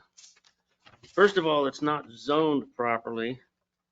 And would we, as a body, rezone this for us and not rezone it for somebody else? I would not vote for that, because if somebody were to come in and put a car wash or whatever up there, it's just not big enough. To fence the thing off is $26,000 plus, a 10-foot fence with barbed wire around it and manual gates and no covering on the outside. That was the cheapest estimate I got. the most expensive estimate was with the sheeting, electric, open gates that open automatically. It was almost $40,000 to put a fence around that place. So do we want to spend 40, plus it's pretty ugly stuff. You see in industrial parks, that sort of thing. And if we were going to even rehab the building, there's no way to go forward or backwards or north or south to add on to it because of the setback requirements. Because if we did it for us, would we do that for somebody else? And plus, I don't know if you guys, I hear it all the time. What's up with this place, And I agree with Mr. Malott. He's always saying we got to park it inside. Well, if you don't park it inside, the only thing that you don't need to park inside are salt spreaders because they're stainless steel. But the tractors, the equipment, they're taking a beating from the weather, And this is personally, I think, trying to fix this corner is going to cause more problems with our customers, with our citizens, than it is because we're throwing good money at bad right here because it's not going to be big enough in 5 years. Absolutely not. Because we go through about 150, 200 tons of salt a year probably, and we got to store that somewhere, right? See, yeah, that's about right. Is that correct? Yeah, and then we got other public works places have piles of sand, piles of gravel because it's cheaper to buy by the tandem load than it is by 1 ton. Plus, we're going to be adding some more vehicles probably with more people. There's no more room to park anything in there. I just think it's a terrible idea up there. It's throwing good money after bad. Now, if we did purchase a piece of property, we could still utilize a building till we built one, but park all the equipment and the sand and the salt and gravel out of sight. Nobody so nobody sees it. And maybe put a temporary, like Bonner Springs did, they put that temporary, what would you call it, tent, basically, dome, yeah, which lasts a long time. So that's what I've done with this, and I just think that it's a terrible idea, and I don't think we would let anybody come in and go through the zoning to rezone that for us. I just, and I think that's a disservice to our citizens. I'll give a little bit of perspective by Yes, some neighbors that live very, very close, and they actually prefer that the city continue to own that. They have no problem with Public Works in that neighborhood. They think it's great that Public Works is facilitating out of there. Some of the other neighbors don't like the stuff that's visible in the parking area in front of it. The concern being, are we going to maintain that in perpetuity, or will it be sold privately? There are many lots that have been sold privately in our city already. They turn into storage lots. There's one on Swartz, for example, used to be a church. Now it's a parking lot with an RV, a boat, and cement blocks. To imagine that codes is just going to stay on top of it is I don't think is something that we can necessarily maintain when if it turns into private property. We own the land outright. I did ask Mike about it. He said you can, and of course we'll get legal counsel on that, but he said you can change bonds from land to building. So if we own the land outright, I think it's worth looking into to make sure before we invest $500,000 more into other property without exploring what can we do to save our city $500,000. That's a pretty big ask when you consider our entire budget, $7.5 million. As far as fencing, I don't think we need a 10-foot fence with barbed wire up there. I agree with Councilman Bishop. That would be really expensive and unsightly. But I do think it's worth looking into the options, real estate wise, whether it's any buyer. I'm looking at investing in several hundred, $1,000, $500,000. I'm not going to show them one property and say, here, go buy this property. I show them multiple properties and say, what do you feel like is the best fit and the best option for you? And so that's something, not to get into specific properties because that would be executive session level. But I think it's wisdom and discernment and in looking at multiple options. And so that's what I felt like we walked away with before was let's look at a couple of options, not just one, and making sure that we are getting our residents the actual best value for the money. As far as the location, I think we want to make sure if we do anything that we do it right and we do it well. And so if it's a building that could be an asset to the community that looks really nice when we drive by, if there's something that we can do with a tree line, for instance, or berming, there are just other options if we aren't dead set against it, and then making the plan to make a case against it. If we're looking for solutions, not only just for that site, but is that the best site for the city? I think just shows some prudence in making sure we're looking at all of the options, especially when we own land outright. And that's what I brought to the session before that you weren't in on. Yeah. Well, we don't have to sell it. North End has no park. You put 5-10 parking spaces in there, put some playground equipment in there. The North End has a park. It could be parks, offices.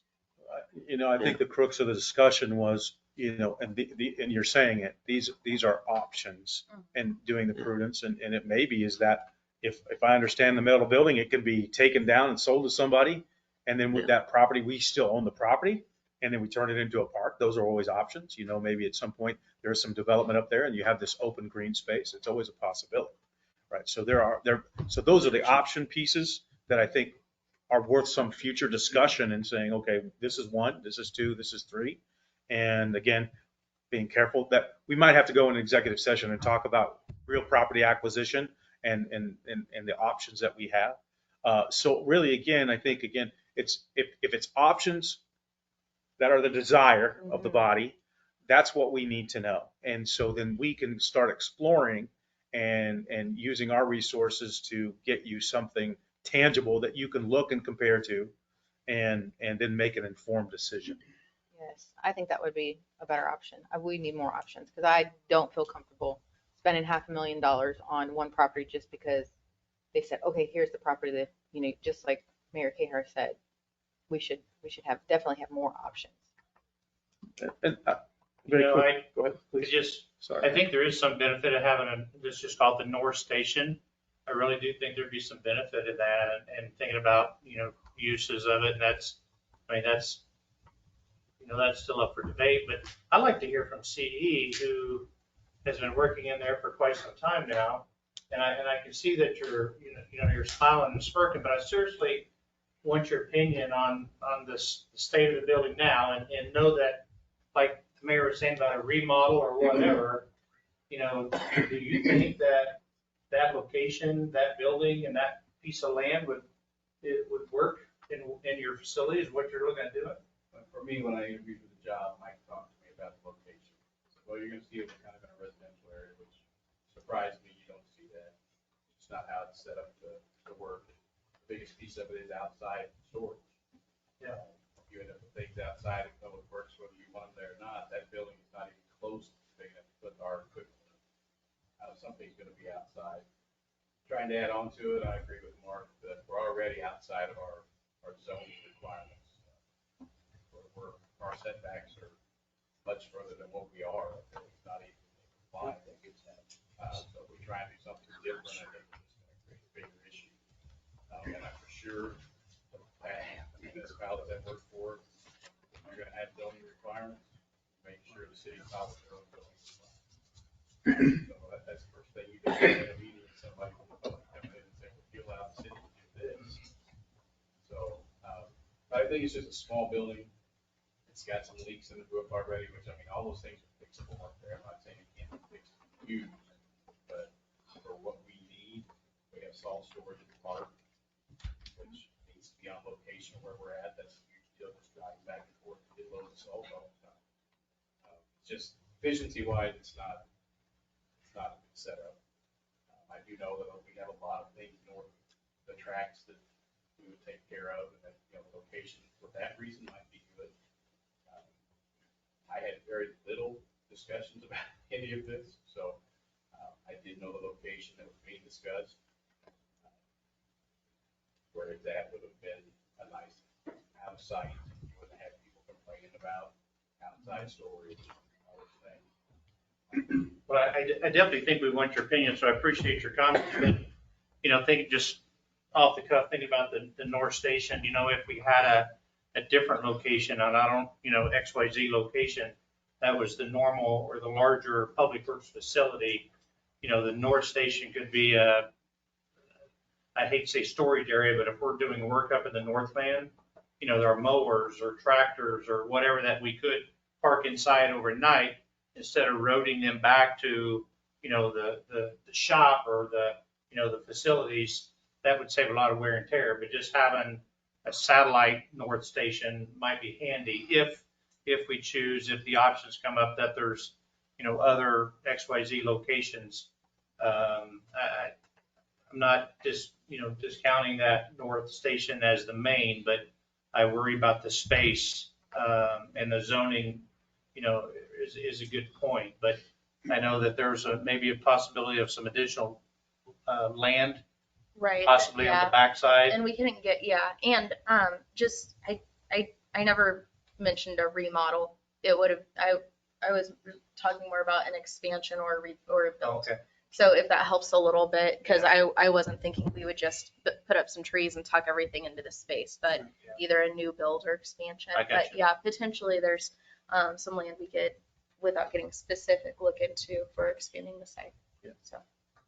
And I've been apprised a little bit just from the mayor in her discussions in that executive session about, we'll explore those. If that's, again, if you want options, we'll include those kinds of things of, that where our property currently is, and that, what can we do around that to expand in some way to make it a better footprint, and more room and to do the things that we may want to do.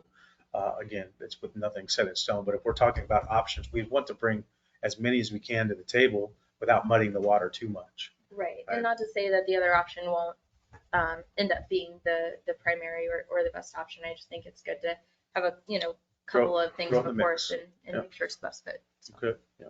And again, if there is the notion that the building can't be publicly repurposed, you could have a third ambulance stored up there just in case you have one breakdown and you still have two, that sort of thing. You could have like the tractors and things. So it could still be used maybe in a more aesthetically pleasing way. Everything's Right. inside because you don't have so much stuff. So to say that it absolutely has to go away, but again, we've heard park options, selling the building, that sort of thing. I know there would be some fear. We turn it to private use, and then do we lose some control about what really happens there because we can only do so much? Surprisingly, there's quite a bit of residents that use that parking lot to meet the bus in the morning, and at night after school. It's always good to see that though, but I think it'd be nice to keep it in our, wheelhouse, but I think, like, I agree, options would be good to see. So that's really our. I want CEs. I like the CE and the team that's going to be working there. They're the ones running all over our city at all the time. So it needs to make sense for them as well. And thinking about the expansion of additional staff, vehicles, servicing other vehicles, all in the future, thinking about trying to save money. So again, we're bringing it back. We're looking for, and I think we have some consensus that the staff should go out and explore these options and bring those that we have and can get all the information on back in some future date. There's no emergency here, and so it may take a little bit of time, understand that, but that's what I'm hearing, Mayor. And would you agree to that? Yeah, Yeah. just some research. We'll put people Let to us work. know. Okay, thank you very much. Thanks for that one. So again, trial by fire, you saved the last and the hardest one. We're going to talk about economic development. Okay, as Michael Webb, we knew just had some expertise in this area, had some, really was inspired to do these things and that sort of thing. So really, this is a conversation of assurances, and this or reassurance in a way that staff has some sort of grasp on what's happened and what may happen. We're prepared for the future, if you will. So in a sense, the the council has seen things like, and this was drafted by Mike Webb, Community Improvement District Policy, and we can redistribute these things out if there's some need to do so. But special benefit districting, okay, those are things that we've been using as economic development and redevelopment tools, right? And so, in a sense, how this all works is about tapping into our resources. So when we talk about economic development, you first have to say, well, we have a partnership with Wine.edc, Greg Kendall, right? And we pay to be a partner with them, and they advocate on our behalf in as much as they can. Okay? So in a sense, it's a big pond, and we play a smaller role in that. Not necessarily a small fish, but time and attention can be divided where the demands are. And so not at all in an effort to berate what they've done, because they've done a superb job for what they've done for us, right? But they presented some years ago that about the economic development initiatives that they were kind of spearheading and then wanted to partner and that sort of thing, and did a wonderful job. But I posed publicly this question is, could it be that if the city of Edwardsville retained part-time, full-time, or contracted our own economic development director, right? Would that be a value add to the services to the city? So, and it's a resounding yes, and because it sounds complex, but it's a simple answer, and because we would have somebody advocating and recruiting and going out there 100% for the city of Edwardsville, okay? In relation to economic development, right? They would still be partnering with Wine.edc, but they would be doing these extra efforts to be in the mix and say, rooting for us, if you will. So that was a question. I think it was 10 years ago that was presented. They were doing a presentation. I posed that because if you can recall, Bonner Springs had that model. And they found value in it on a routine basis. And they had somebody in-house, and we probably, Marcia Harrington, did that role for some time. And so, but they scored a little higher in some of these recruitments and things because they had somebody out there advocating. So that was 10 years ago, in a sense that we didn't move in that direction as a priority, but we had in place our manager then became kind of served in that role, right, as a primary source, going out there and working with EDC, but at the same time had so many other duties that he couldn't contribute, devote all of the time to that. So it's not necessarily an update about, well, we should do this or we should do that, but in a sense, these things have been in the works. This thought process has been there. So in a sense, we use three primary models for economic development, these tools, if you will, and that's tax increment financing, community improvement districts, and then our final one, the most recent one, is the rural housing incentive district. Okay. Now, I talked about one resource, that's our economic development partner, and then the other resources that we have to help us navigate all of this. Piper Jaffrey is our finance advisor. They did a lot of work on everything that we've done.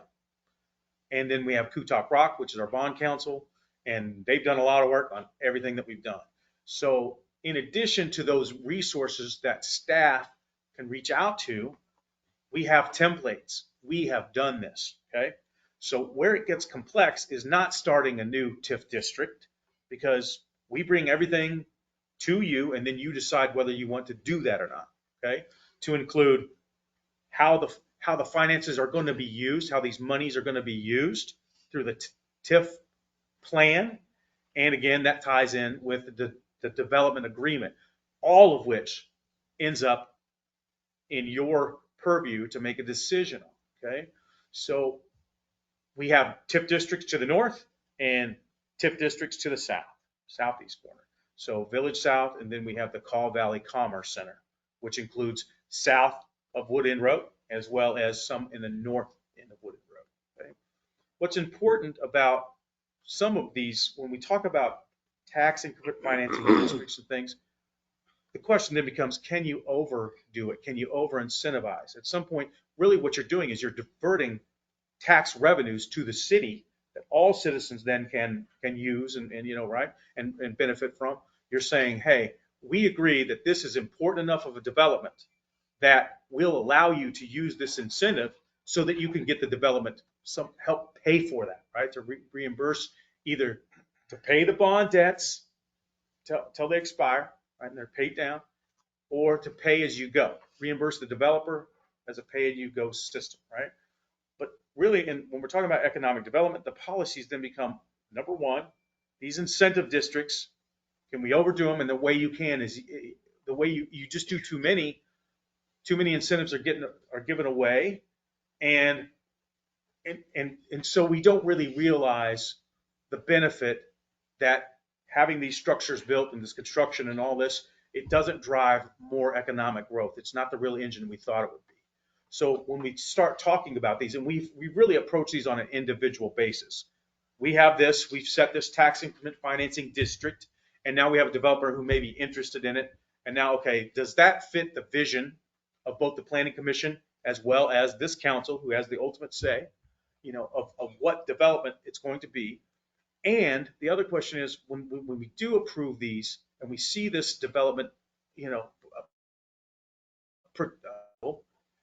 it the seed that we want for the economic engine, if you will, right? Is it that root development that would then spark other developments, which we may not want to have these incentives because we've given it to this one. We may want to realize for the public, right, for the public good, that these other things are coming along. For example, you may want to, and we've kind of done this, you have a hotel proposal, for example, but the restaurant would be a natural fit to that, but we may not want to, and that's your choice, to say, well, we don't necessarily want to use incentives for that because it's a natural addition and it would come anyway, right? And sometimes you have to ask yourself, I like this from in the sense that if a developer has such a good idea, why do they need the assistance, right? You always have to ask yourself that. But these incentive districts are intended to rejuvenate this economic growth, this engine that we need, okay? So within Village South, we have districts that are TIF designated. In addition to those, they also have the community improvement districts. Now the TIF is about the tax increment, right? So for example, a TIF district, and you see them now, there's really no buildings but except one in progress on any of them.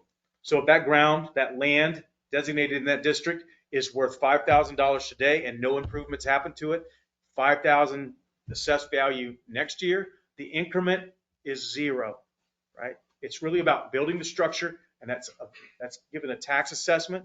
And so that increment is, say it's 1 million, right? From 5,000, that's the increment. And that money then is redistributed back to the developer, again, as we said, to pay the bonds related to it, if any, or the pay-as-you-go system, okay? And again, you're allowing that developer then to be somewhat of his own taxing district, if you will. So the CID, Community Improvement District, that is on those is all about the use of the sales tax revenue. And what we're saying is we're going to divert that back to that project for a number of improvements, again, infrastructure, some construction material, and in some cases, some operational costs, but it just depends on what those are. Now, that can be up to 2%. This is key.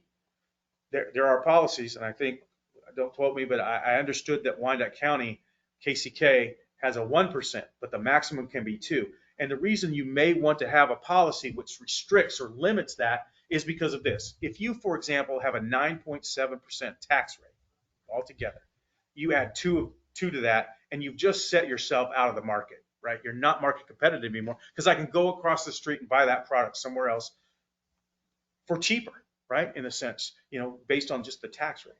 But you may want to say that, well, 1% is the maximum, and in this particular case, we maybe give you a quarter, right? And those are within your purview to do, okay? So these things are already in place in the Village South. You only have TIF districts in that Call Valley Commercial Center, okay? So, But that doesn't preclude you from then having some incentive districts if you'd like to. So one is really the property tax increment, right? And that pays back the bonds and or the pay as you go back to the developer. Sales tax are the community improvement districts. Focus on the sales tax, okay? So we have both of those in place. Now there are more incentives that we can do, star bonds, TDD, which is transportation district, and that's more intermodal type stuff, but they all have similar type incentives, the way it's formatted, procedures, the mechanisms, right? So then the next piece that we have, the very newest one, is our rural housing incentive district. And as you know, that's the Highland Townhome Project. And that, by the way, is, if you haven't seen, they are doing, so some work is occurring. But that is specific to housing. And there is a declaration for moderate income housing. And I'll get to that in just a minute. But in the sense that, again, is an incremental financing mechanism with the property tax. But what's very expensive is to put roads and utilities, those infrastructure costs. And so to incentivize folks, to those developers, those builders to build this, they need some of that incentive, because otherwise they have to add that back into the project cost, the cost of the home, and maybe it's just priced too out, and maybe it's not feasible, or it's so priced out, you really restrict who can even move there, right, and live there. But we want rooftops, and we want families to move in, and we want this. So that's another economic, mechanism that can spark some growth. Have housing, they will come, kind of thing, and that's so that, again, that's property tax, that's incremental, paid back to the developer, all based on this designation of the rural housing incentive district. And then we are a party to a grant for the moderate income housing. It's America Rescue Plan Act, which this is a grant of $1,250,000. The city of Edwardsville will administrate the grant, and then what we will do is, based on the eligible activities of the developer, right? We will pay them that money, distribute it back to them as part of that incentive to construct these homes, the infrastructure, and all that stuff. And there's a list of approved activities already. But we will administrate, approve, and they will be paid for that. That's how that will work. And that's something we'll have to sign and that sort of thing, get that completed. But that's essentially the tools that we've been using, and there are others. In a sense, I have looked, a couple of these presentations say policy, but they're more of guiding documents about the rules and regulations surrounding these things. There are policies, cities do set policies in which they might say, if this is a CID, for example, a community improvement district, that we don't want individuals to add to the full 2%. Maybe it's restricted to 1%. But that was something that you can do going forward. It doesn't have to be done right now. And if there is something, for example, in the north end, they say, well, we have this proposal, right? What we already have is a developer agreement, and we have a TIF plan. And the TIF plan, again, says how the money will be distributed and for what purposes, right? It kind of gives us that, a lot of legalese, 10 pages long, that kind of thing. Makes your eyes glass over reading it. But in a sense, the suggestion is that we tear those up for any new proposal. They may be a template in some way, but in the end, we would just start from the ground floor and work our way up for new. So you would see the developer agreement, again, approve that if you want. And then you would see coming with that as a partner document, that TIF plan. And again, we'll be working with our resources. Should we have a proposal, we're going to go out to Piper Jaffray. We're going to go out to Kutak Rock, and we'll be working with EDC on those kinds of things so we get it right. So again, this is meant to be somewhat reassurance and a very top overview, very high level overview of what these concepts are. But staff and I, along with Bradley, our planning and zoning director, we've got I think a firm hand on it, and we're not without resources who will then be doing the computations and things, and probably if those happen, they will be here presenting to you. So there's some confidence in that message and what their math is and what their legal advice is and that sort of thing. So with that, I can stand for questions. I have a number of resources. I may have to look it up. So, but I brought everything that I can. I will just very quickly mention what Bradley brought to me, the planning zoning, that there has been a lot of work at the planning and zoning level that he's proposing, that we have this kind of a vision policy about how to utilize these tools and already these established benefit districts, and maybe how to, frame it up in a message that will go into our comprehensive plan. So once it goes through this work, process, and we can get some consensus that this is the way things ought to be, that this is somewhat of a brochure to the next developer, and we say, here you go, read through this. It gives you a guiding principle of what we're thinking and what our vision is, and it's a part of our comprehensive plan. Okay? So that's what he's been working on. That's not a done deal just yet, and I'm sure he'll have a briefing, or you'll be able to see these documents as soon as they're finalized and that sort of thing. So you can be apprised of kind of what would be going in the comprehensive plan, and what if there's not something contrary to your own group vision of what we should be doing in development wise. Okay. Thank you very much. Excuse me. Did you have anything to add? Nothing more to add. I will yield, ma'am. Mr. Daniels, did you have anything for us tonight? No, but I do, just a reminder, we will have our bulky item pickup event, curbside bulky item pickup event August 5th. We've got a mailer that's starting to go out in the mail today for residents to remind folks of that. And we've got a kind of our standard reminders built into that. And then we also have been putting together some materials related to spreading awareness of the sales tax renewal questions. We had some little informational cards that we handed out during the police department's Waterfest. We've got a stack of those at the post office. We've got some at the front desk. So over the next couple of weeks and months, we'll be really using as much as our resources as we can to get the word out about that tax, to spread information about it. Some of that will probably involve me making some outreach to you all to participate in some of those outreach efforts. So again, just trying to use all the resources we've got so the people have as much information as they have regarding that initiative. Very good, thank you. Mr. Nye? We need an executive session next time to talk about follow-up from previous discussions, right? Legal correspondence, so we can make sure that gets on the agenda. Ryan will join at that time. Yeah. Yep. And I believe we've got everything as far as contracts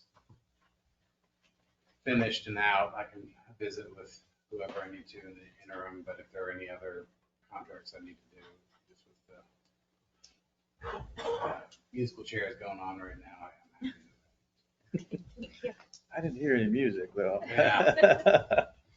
Captain Short, did you have anything for us? Staff reports mentions the Waterfest event with community involvement. Preliminary reports, from my understanding, was approximately 100 people attended throughout the course of the day, and it was a good event. It was a good thing for summertime, I think. And, it was good feedback from what we're having so far. Good, thank you. Chief Whittam?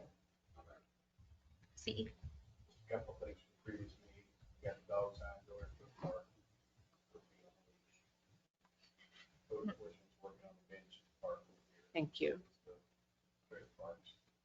And then I don't know if you all was copied on that email I got about the speed limit sign going to the park, but we're working on that. Thank you. Thank you. Councilman Scott? First off, Chief, City Administrator, wow, you couldn't tell this was your first day. Thanks. I mean, great job, great information. No, I don't know if anybody else was impressed, but I was pretty impressed. I mean, I know you're a smart guy, but congrats, you did a great job. Thank you, I appreciate it. Zach, good as always. Thank you for keeping on top of those numbers and presenting it to us so we can somewhat understand it. So thank you for staying on top of that again. Also, Zach, you presented the special tax presentation to this chamber. Yes, sir. How'd that go? How was that received? I think pretty well. They asked some good questions. Not all of them related to the special sales tax, but good questions that gave some more context as to specifically who's paying for that sales tax. And it was a good one to answer because the answer is by and large not Edwardsville residents, Right. because it's our our biggest drivers in that are our commuters in the convenience stores, when you compare it to the other sales tax uses, or our car dealership on the east end of town, or excuse me, west end of town.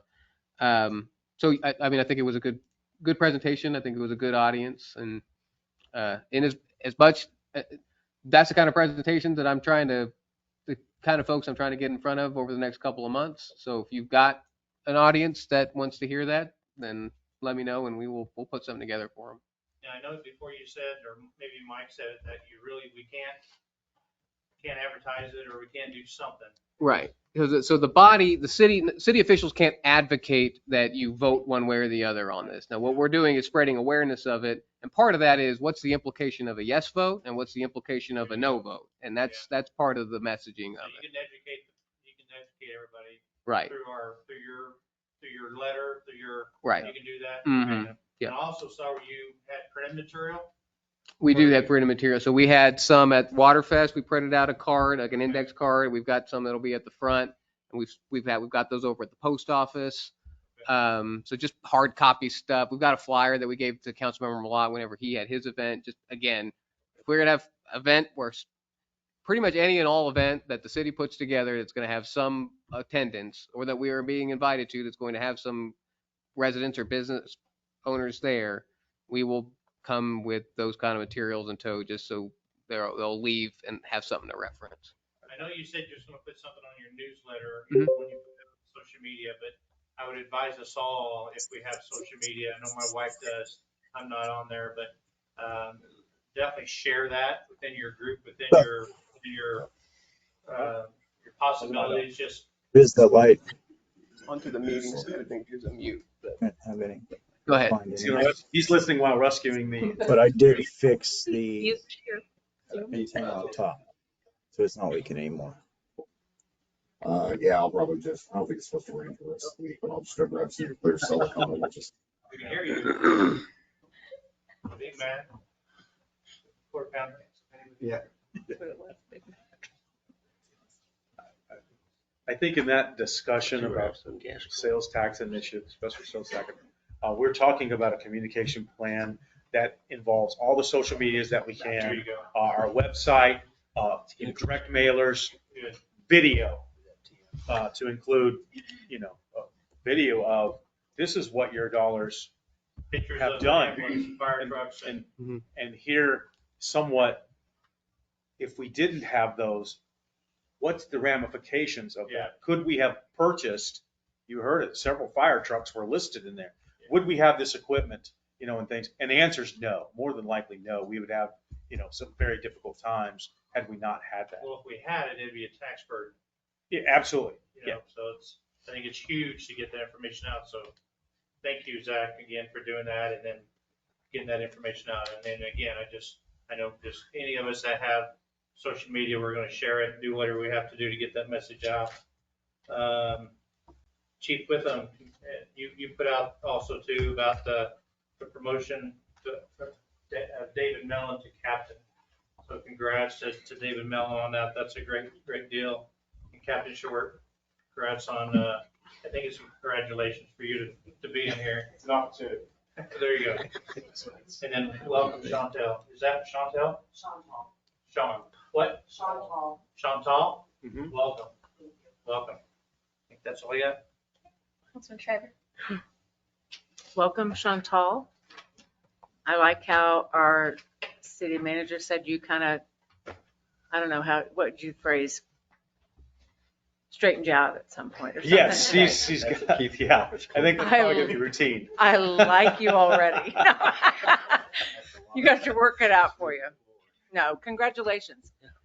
Zach, forever you make your presentations just so valuable to all of us up here. Continue to thank you for all that work you put into those. I agree with Garrett, and I think everybody did, using the 270,000 ARPA for technology, hopefully sooner than get that going, because it does take a while. Yes, ma'am. For the migration, the testing, all that kind of stuff. I know that, but thank goodness it's portable, so when the facilities do start. Chief Whittem, maybe I didn't see it today, but there was a fire hydrant up there on 110th wrapped up. Was that just wrapped up? BPU shut down on Thursday. They never told us why they shut it down. Imagine that. They were flow testing it at one point in time, so I'm assuming they broke something. We left the message and nothing back. Oh, okay. Our crews are aware because I found it the same way you did. There's a garbage bag. So. Where's it at, Margaret? Up 110th, right before you come to the church, off of the fields. Yeah. They test that one a lot. Yeah, they do. I know, and where there's very few homes.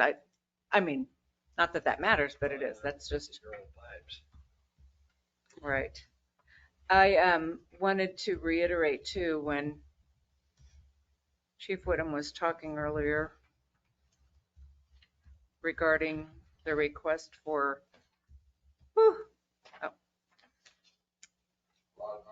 a lot of money. That's why I asked you the question for all of the purchases. Every apparatus is up in here, every vehicle. It's paid through the special sales tax. I just wanted that, say it again for everybody. So yes, I agree, Zach. We've got to just get that message out. The flyer that you had the day of the Big City Trash Day, that was a great flyer. Just listed everything it's been used for. So just wonderful. And I know we passed out a lot of flyers that day. So I will say this again for our next meeting, when you're going to bring our information. And I think I've said it before. I've sat here for 10 years. And I have voted every year for staff and salary increases. Never shook our head no, gave our increases. And I believe we've had a mill levy decrease for the past several years. I know it can be done. Every year for the last 5 years. Yes. I know you can be creative because we're all in a position, but especially the elected officials, to make tough decisions, but yet try to have a balance between saving our residents, saving people some money, trying to, whether it's $9, whether it's $200, but appreciate and take care of our staff, all of the staff. We know that. We may not say it every day up here. We may not express that, but we do appreciate everything everybody does, especially our leaders of our departments that have to go above and beyond. So I anticipate you'll bring some good information. You know what we want. So hopefully we can, if anything, not raise any taxes for residents. We haven't done that. Yeah, we can't do that. I mean, that's the limit that we put on ourselves every year. Is that that's our through the R&R process. Exactly. We can't do that even if we wanted to, which we don't want.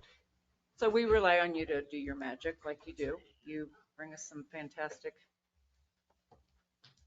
options. We'll do our best. So, I think that might be it. Oh, one question, just interestingly enough, if you have it, that's fine. What are the percentages of all the court fines or court arrests, everybody that has a court thing? What are the percentages of Edwardsville residents? Have you told us this before? Yes. And I don't know the percentage off the top of my head, but the leading city is Kansas City, Kansas. Edwardsville was not first. Of people that break the law. If the question is, does Edwardsville residents, someone who has an address in Edwardsville, lead the way in the number of citations that we've issued? No, it's actually other places. And have I asked this before? So when somebody's that has to be transported down to the Wyandotte County Jail? Yeah, Wyandotte County. We're Wyandotte County. Is that do we pay a fee for that? Yes, it's very expensive. It's approximately $92 a booking, and then that counts as a day, and then $92 a day thereafter. And we pay that because we're Edwardsville? We pay that because statutorily they can assess that fee, and because they're not county prisoners. Okay, the county can arrest their own and put them in there because it's a county jail. But legally, they can pass that expense on to municipalities within the county who use that jail.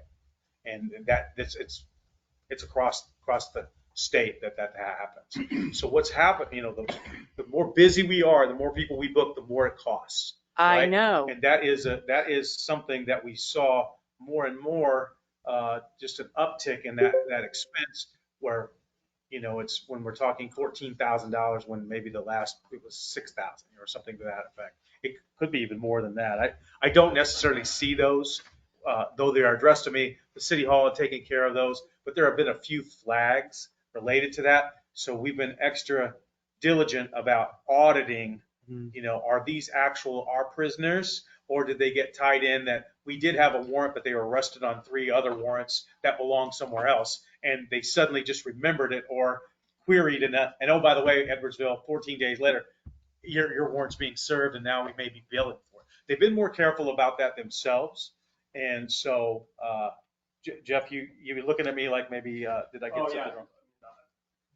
We're on the same page. It's just that it's something that we pay very close attention to. In addition to auditing their work, we have strategies in place in-house that we have implemented throughout our patrol division that gives our personnel options when it comes to booking individuals. At the end of the day, people who break the law, some of them need to go to jail. Period. That's all there is to it. Either public safety concern or safety themselves, or they're bad folks. Sometimes they break the law and need to be incarcerated.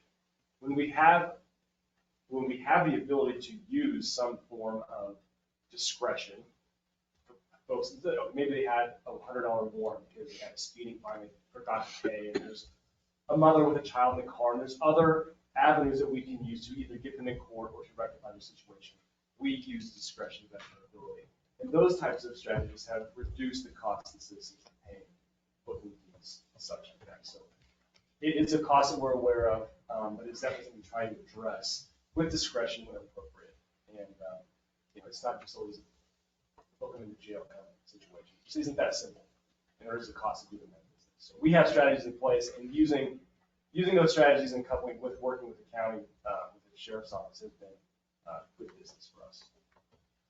So those dollars are incorporated in with the court fines, or is that separate? The $92 you have to book them into jail? Well, they bill us directly. That has nothing to do with their citation or now, could we ask for restitution? It's very possible that's, we don't have anything to do with sentencing. That's the judge and the prosecutor working deals, in the sense of probation or whatever.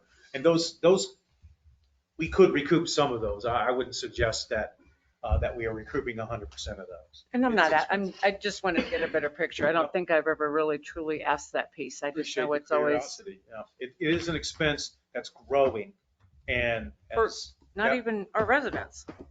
Yes, we have a lot of bookings, because if you look at, not to belabor the point, Mayor, that we have a very transient population in the sense of the movement through town. 97,000 cars a day. We don't have that many residents, not even if you double the cars, right? Right. So in a sense that we have to deal with those things that come to our attention. And like I said, that it's Edwardsville, off the top of my head, was either 2 or 3 if you're a resident that had something to do with a law enforcement action. Now, do we go to service calls and things like that are going to be highly more residents because they call for the service, but the proactivity related to citations and bookings and things, those are mainly people from somewhere else. Thank you. Yeah. Councilman Law? Thank you, guys. You crossed out, took out 4 of mine. I'm going to start light and end dark. First of all, thanks for the water fund, you guys, the police department, fire department. I was down there for a while and it was pretty fun. I don't know that I like your choice of music, but the kids had fun, and that's what it's all about. So, but thank you for that. I don't think you get a lot of that in these smaller towns. Captain Short, thank you for stepping into the position that you're in. Good luck. Oh, yeah. Hope you can handle it. Watch the guy over there. He's a booger. He didn't have a choice. He doesn't. Zach, Who's next? Greg mentioned the chamber luncheon. I was at that chamber luncheon, and we have one, I'm going to say, we have a hell of a representative on the Chamber of Commerce, and Zach Daniels. He goes above and beyond on the presentations that he does, and he's an absolute asset to the city for that. And the more people that he can reach in those kind of situations, I think is the better for us, renewing the sales tax. So he's very important part of this city. Mark, thank you. I've got a sign here that I'll use sometimes. Let him use it. Man.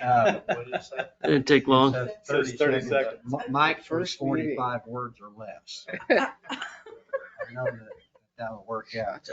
Chantel, you've been sitting in the seat for a while, but congratulations. You can raise the seat just a little bit. Take some of that pressure off of Zach. Hopefully this restructuring works out good. It was a good idea. I think it is an excellent idea that you have done that. That's the bright part. Could we get a speed trailer on 102nd Street somewhere, somehow? And I'm going to say that on Mike's retirement thing last week ago, I was coming down 102nd Street, and it was very close to head-on collision where the new barn dominium is built. I've driven that street for a long time, and I was clear over as far as I could going over that one hill, and there was one coming north really fast, right in the middle of the road. So I think we need to do something about slowing traffic down on 102nd Street before, it's starting to get more population up there, and they think that that's a freeway, and I think that that's a very serious thing we need to consider. Chief Whittam, thank you for your diligence in your shopping for vehicles, particularly an ambulance. If you could get that any sooner, jump on it and get it. I know you can't, but I know that you're the kind of guy that will keep the pressure on and make sure that things like that will happen for us. So we've got a wonderful asset in the fire department too. Everybody should know that. I think I'm almost done. The city attorney took some wind out of my sails because he's calling for 2 executive sessions next meeting. Mr. Malott is going to try and call for 2 executive sessions also. One would be for non-elected personnel discussions, which I visited with you about before. I'd like to have that on the agenda. And the other executive session I would like to have is to consider some discussions on public works facilities in a closed room with the city attorney and C.E. Goodall and the city manager. Next meeting. And I think we'll make sure staff's prepared Yeah. And I will if remind we you have that enough time. I think that we need to make time for it. No, I mean, not the meeting. I mean, if staff has time to get everything for I us. mean, to be honest, I didn't expect that quick of a turnaround. I mean, the work that maybe be involved. I think that we need discussion amongst us on facility for public works. I've been in this city my entire life, and I remember when public works was in the back of my Bronco, there was a screwdriver and a pair of pliers. And then we had one person and kind of a pickup truck. And now we're in a building that is too small for what we've got. We've got lots of assets that are sitting out in the weather that need to be protected. And I think that we need to kind of have a discussion between all of us. Do you think we just need like a discussion for direction? I think we need, Whether they have all the information. I think that we need to discuss what we want. Gotcha. That makes sense. Instead of doing it in a public meeting, I think we need to go in and hash out some differences and some agreements on that situation. That makes sense. Yeah, so what I'm hearing is, backing up, discussion that staff go out and do some of Now, the you can continue details that. of it. Yeah, and so we'll do what we can, but I understand this meeting will be about greater levels of discussion. We could get to more detail Correct. and maybe then give better direction. Is that what you're saying? I think Maybe so. a more detailed direction, Mayor? Is I that? think we need to try and get on the same page up here. I think I'm seeing about 3 different pages up here. Is that an executive session Yep, okay. statute? Getting on the same, it's not land acquisition. Is that an executive For session? Public statute? Works? Is that? Yeah, just discussion of a public works. I just want to make Well, sure you that we're not mentioned out that it of. was with the city attorney. So, I mean, To keep us from getting in trouble. well, but I'm saying it could potentially be legal advice. Yes. Related to that. And that too, yeah. And if at any point the commission wants, is like, we don't want to meet under this anymore, you certainly can just leave the executive session, but it would be a legal basis to do it. There may be another one. Certainly land acquisition, contract, that sort of stuff, and the legal, both of those I think fit well. I mean, you would have to frame it up that our discussion is specific to acquiring land. One may be under some discussion, or I don't know, maybe you would have, if it has to be overly specific to the address or anything like Well, that. and just to clarify, like when I had spoke to you, it may have been Mike before, he said we couldn't go into executive session just to have discussion out of the public here. He said it had to be very specific if we actually needed legal advice or if it was actually related to non-elected personnel. It couldn't be just so the public didn't hear the discussion. So No, I would defer to our legal counsel. You have to cite the statutory basis for removing into executive session. Right. And the two that we're talking about right now are consultation with an attorney for the public body or agency, which we deem privileged in the attorney-client relationship. And then second, and that can include a collective client of agents of the city, not just the governing board. And then second, for the preliminary discussion of the acquisition of real properties. Okay. I mean, I think if you're, Security measures probably doesn't fit in this, but yeah, at least those two. I think the executive session would allow you to kind of speak with a little bit more candor and maybe in terms of value of specific land or land that may be available or not available, and kind of protecting public interest as well, the private, or I should say the private interest from that we might be engaged. 3 different options. He said there's 3 options on the table. We need to discuss those. And that, I don't know if that's really clear either. You know, we would just try to do our due diligence based on the summation of previous discussions. That's what we were going to do. So, and then present that and then get more feedback if we need to go back to the drawing board. But I do agree, I think our legal counsel has given us a valid interpretation of the purpose for executive session. It would be appropriate should you call one, and that we could have more candor, Zach mentioned, discussions about what it is you expect staff to do and get maybe a unified direction. And that we wouldn't be just roaming around the city speculating what you might want.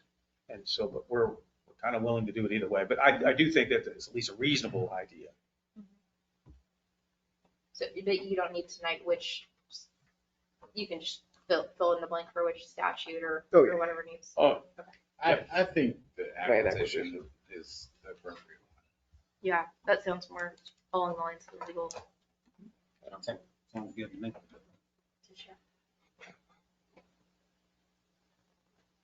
Trains, dude. I'm done. Oh. Councilman Bishop. Yeah, I've been studying our city seal lately, and there's a railroad tie laying across the railroad tracks. Square shooter candy's not even here anymore. And when I used to volunteer down at the American Royal, I helped run it for like 15 years. Every year they sent out to the Kansas City Art Institute, and the students would get a scholarship, and they would paint the posters.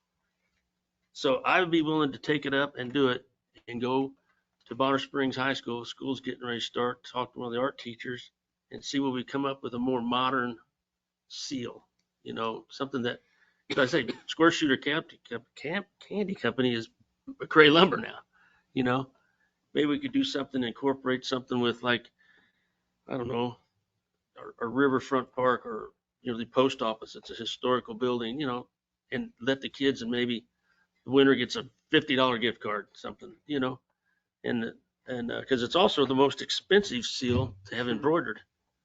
I found when I had my shirt made, it was $50 extra just for the embroidering. I couldn't believe it. But that's and I'll take care of it if everybody agrees. If you wanted to see what they come up with, you know, we don't have to take one, or heck, they might not come up with anything. But I don't know. I just thought about that. Since I just think it's outdated, and cities do update their logos from time to time. Hey, and I love this. I love the status. Good. I love that.